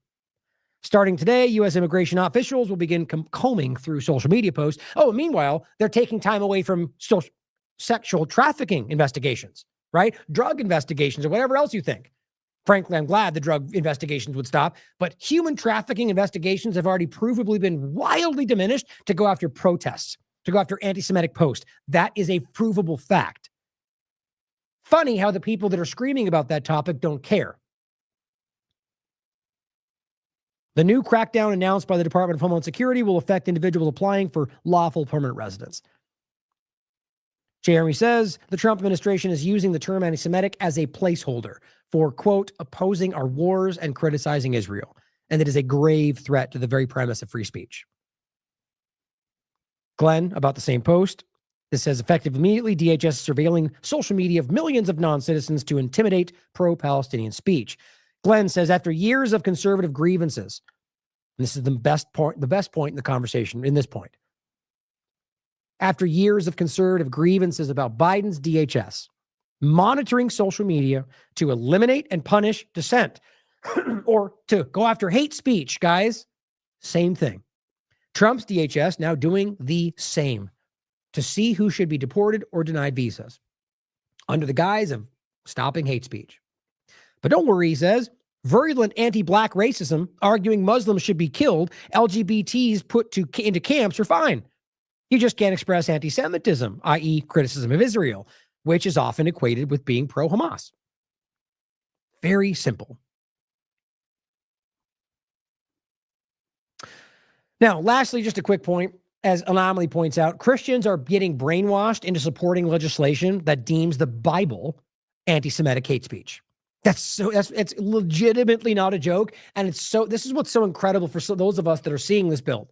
You have the Republican right, the religious part of this, the Christian right, who are blindly supporting Israel, and supporting the agendas like this, even though it literally in this conversation is making the passages of the Bible considered anti-Semitic hate speech. It's very public. Candace Owens talked about this, and you can read it for yourself. I'm just going to quickly go through this. Here's a larger post about it, and it's specifically about adopting the IHRA definition of anti-Semitism. That's what we've talked about in the past. That's like saying that Judaism and Zionism are the same thing, and you can't criticize Israel. You can't even make any, what is the point they made? You can't undermine Israel, something like that. I'll play a clip from Walsh in a second. He also posts this saying, I asked Grok to tell me how many U.S. states have adopted the IHRA definition of anti-Semitism. And it said, oh, look, this was, let me make sure. Have adopted, this was how many states? 1, 2, 3, 4, 5, 6, 7, 8, 9, 10, 11, 12, 13, 14, 15, 16, 17, 19, 20. So it looks like, maybe like 30. And then he says, ask me how many cities have, same thing. So the point he's showing you. And then he asked Grok how many countries in the world have adopted that definition. And just look for yourself. That's insane. And as he shows here, here's just a few of the rules. Making mendacious, dehumanizing, demonizing, or stereotypical allegations about Jews, such as the power of Jews as a collective, by the way, I would call you ignorant, I guess, for making the argument without understanding Zionism, but you have a right to do it. And I would protect your right to say whatever you want, including that. And it's such as, but not exclusively, the myth about the world Jewish conspiracy, but it gets into accusing Jews as people of being responsible for real or imagined wrongdoings. What's incredible about this is the argument we make all the time about the idea that Israel's telling you this is the country of the Jews, and then does things as that. And then when people turn around and make that point, they go, you're racist. But that's the whole game. It's a very lazy art. It's becoming clear to people. It's Zionism using all of it. But this just the other, I'm not even, this is from, you know what's funny? This is from the state.gov. The one you should be looking to is the actual posting from like the Holocaust definition or the Israel posted stuff, because they make it very clear that you can't criticize Zionism, for example. But this is the clip I want to play. The overarching point is if anybody's trying to tell you that you're not allowed to say a certain thing, then that is a violation of your constitutional rights. And here we are. Where all of these countries, every one of these states, every one of these cities have all leaned into something that undermines what they swore an oath to, violates it, sort of like the anti-BDS laws or everything else we're talking about, or the Anti-Semitism Awareness Act, all of it. And here is Matt Walsh telling you the obvious. As we talked about yesterday, if you go to the IHRA website to find out what their definition of anti-Semitism is, the first glance won't be very shocking. According to its definition, anti-Semitism is basically hatred of Jews. That makes sense. The trouble really starts, however, when you scroll down the page a bit and you get to examples of anti-Semitism that this cadre of foreign governments has provided. And there you'll find a number of examples which will have the force of law under this bill, including the following. Quote, these are all examples of anti-Semitism. Accusing the Jews as a people or Israel as a state of inventing or exaggerating the Holocaust. Okay, see, that's what's interesting. You notice how this Israel as a state part was sort of left out from the U.S. government State Department post? That seems pretty obviously interesting. The bottom line is that you conflate those things, and that's not the same thing. The state of Israel is a country. If you live in Israel, you're an Israeli. You're not Jewish by default because you're in Israel. That's not how that works. Or born in Israel. That's not how that works. It's not a nationality. It's a religion. And you can ask Orthodox Jewish communities, guys, this is a problem. They are angry about how Zionism has bastardized this concept. The Star of David is a Zionist thing. It is not what's it called? The menorah, the candle, what's it called? Damn, I forget the name. That is the symbol classically for Judaism. The reality is when you conflate those two things, like Zionism and Judaism or the state of Israel and Jews itself, that's how you create this illusion. But again, the point is always is regardless of that, even if it's not the case, you're allowed to say what you want. That's free speech. He's simply highlighting you, even from maybe like post Daily Wire. I forget if he's even part of that anymore. That imploding thing that it is. The point is that he's somebody who's also calling this out. Accusing Jewish citizens of being more loyal to Israel or to the alleged priorities of Jews worldwide than to the interests of their own nations. Denying the Jewish people the... Now, sorry, I've got one more point there, is that's the overlap of the dual citizenship point. Now, again, using Jews right there is the way you manipulate that, because they're Jewish people live all over the world. I'm not concerned about people who have a religious practice of Judaism being in anything. No different than being Christian or Muslim. Those things can influence people to do all sorts of things. Consideration at the most. But the point is about being an Israeli citizen and having that interest towards another government. But of course, the point to be made is that yes, there's a lot of Jewish people in the world that are convinced that they are acting for Israel because they're Jewish. And that does play a factor. You have to consider that. The important point is always to make it clear that it's not just about broad stroking one group of people. A religion is my point. It's not about all Jewish people or all Christians. I just can't make that point enough. It's very important. Right to self-determination, e.g. by claiming that the existence of a state of Israel is then to the interests of their own nations. Denying the Jewish people the right to self-determination, e.g. by claiming that the existence of a state of Israel is a racist endeavor. Applying double standards by requiring of it behavior not expected or demanded of any other democratic nation. Using the symbols and images associated with classic anti-Semitism, e.g. claims of Jews killing Jesus or blood libel, to characterize Israel or Israelis. Drawing comparisons of contemporary Israeli policy to that of the Nazis. Holding Jews... Right, like think about that. So as you're committing genocide and your own people are calling you out for doing the same thing, like saying never again to you, you can't say that. Which, again, his point is all over this was going to get to, is that these are all just things that of course you're allowed to say these things. You're allowed to say them in any context in this, according to the bill, except when it comes to Israel. Right? As the old saying, if you want to look, know who rules over you, look to you're not allowed to criticize. Collectively responsible for actions of the state of Israel. Now, there are a number of very serious problems here. The first is that most of these examples of anti-Semitism, statements that the bill would legally classify as hate speech against Jews, are actually criticisms of the Israeli government. Mm-hmm. And whether you think the criticisms are fair or not, whether you think they're true or not, it should go without saying that American citizens have the right in any and all contexts to criticize foreign governments in whatever way and using whatever language they want. You should be able to say anything you want about a foreign government, including it's evil, it's terrible, it should exist, it should be wiped off the face of the earth. Right. Now, I'm not saying it's right to say that, but of course you should have the right, have the right to say that about a foreign government as an American citizen. Are you kidding me? We have the right to criticize foreign government. We have the right to criticize our own government. So we must certainly then have the right to criticize the governments of other nations. Now, keep in mind, it's not just one or two opinions about the Israeli government that you're not allowed to have under this bill. That would be bad enough. Dictating the viewpoints that Americans can have or express about a foreign country is pure madness. It is evil, no matter how limited the rules might be. But these rules are actually incredibly wide in their scope. After all, it says that applying double standards to the state of Israel is anti-Semitic. That's what I was looking for earlier. Well, there are hundreds of opinions you might have about Israel that could be classified as double standards.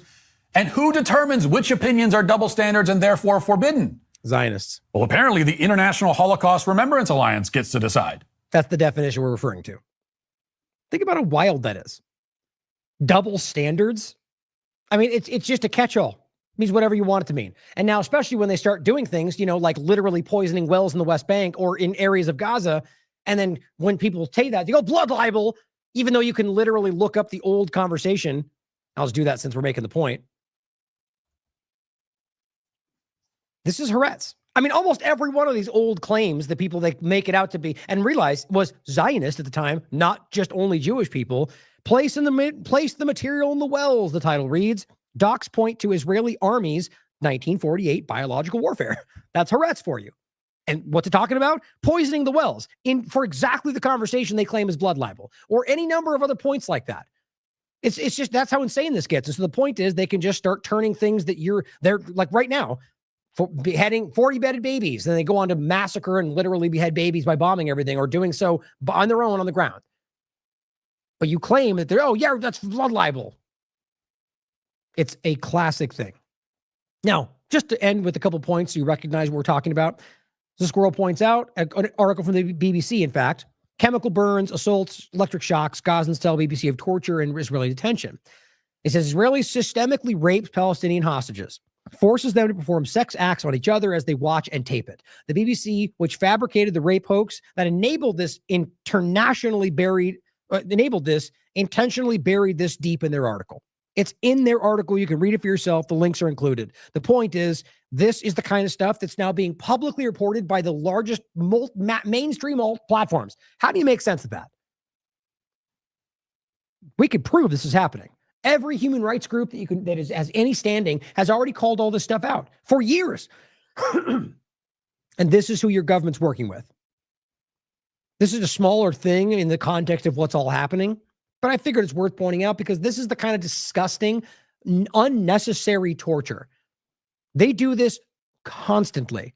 What you're looking at here is a truck driving down the streets in the West Bank, spraying sewage all over their buildings, their streets, their cars, in their windows. Then people get sick.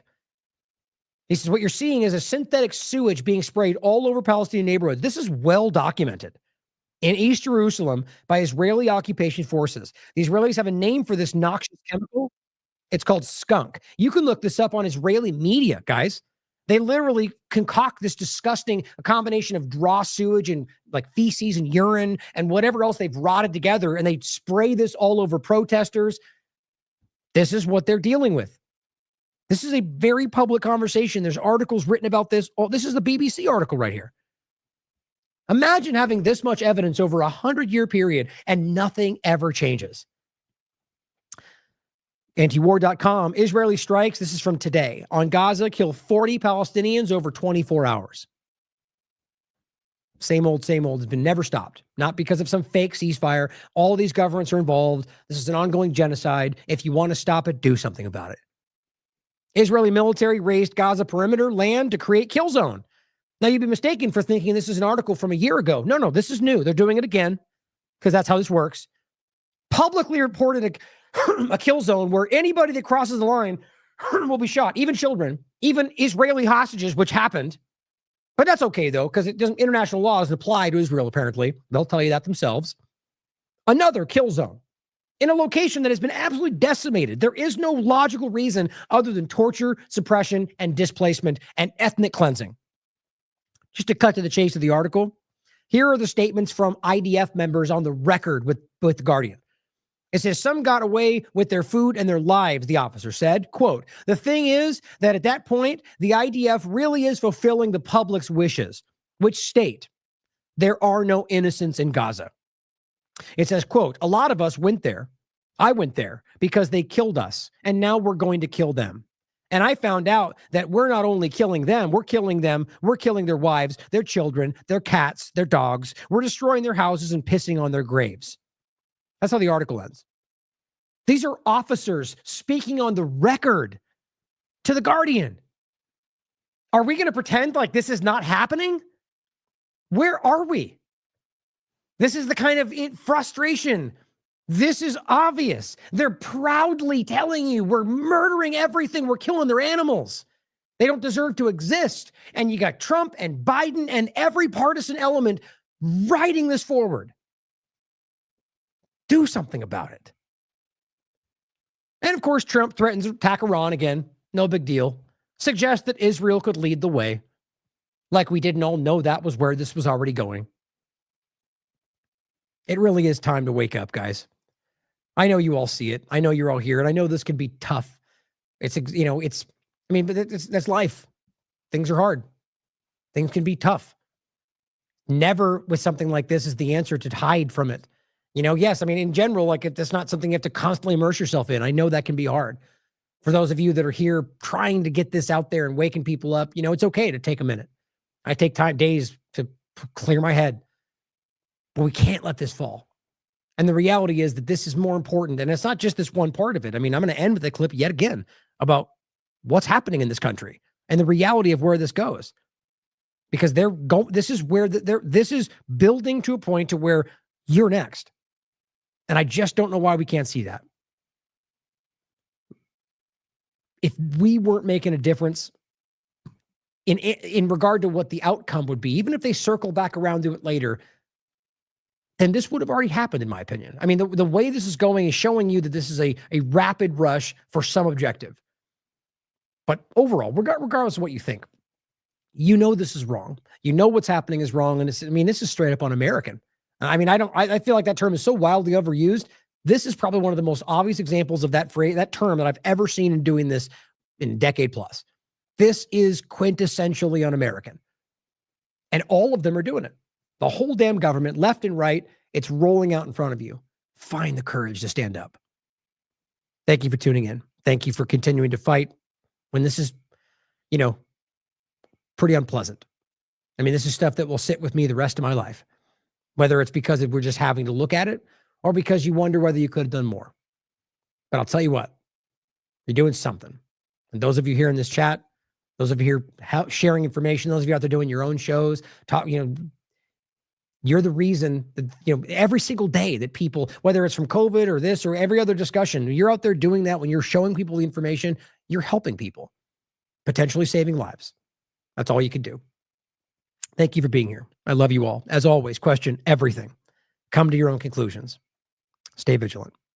In some respects, it's just as bad now, the authoritarianism that is coming, Gerald. I am really, really fearful for the President of the United States of America to suggest, as he did on Air Force One on Sunday night, that American citizens could be deported. For his press secretary to say, we're looking into a way to see if this is legal. We don't know if it's legal or not. A, is terrifying. B, betrays such a profound ignorance of first principles to which he is sworn. He is sworn to preserve, protect, and defend the Constitution and to enforce federal law. Before we came on air, I was telling you about an American lawyer on vacation with his family flying back to Detroit, where they live, and stopped at the Detroit International Airport and held up by Border Patrol for 2 hours, refusing to surrender his phone because, quote, we know you represent Palestinians. And eventually they backed down and let him go. But that type of intimidation, that type of chilling was actually under arrest. And arrest is defined as you're not free to leave. Is profoundly un-American, utterly unconstitutional, and I'm sorry to say is coming.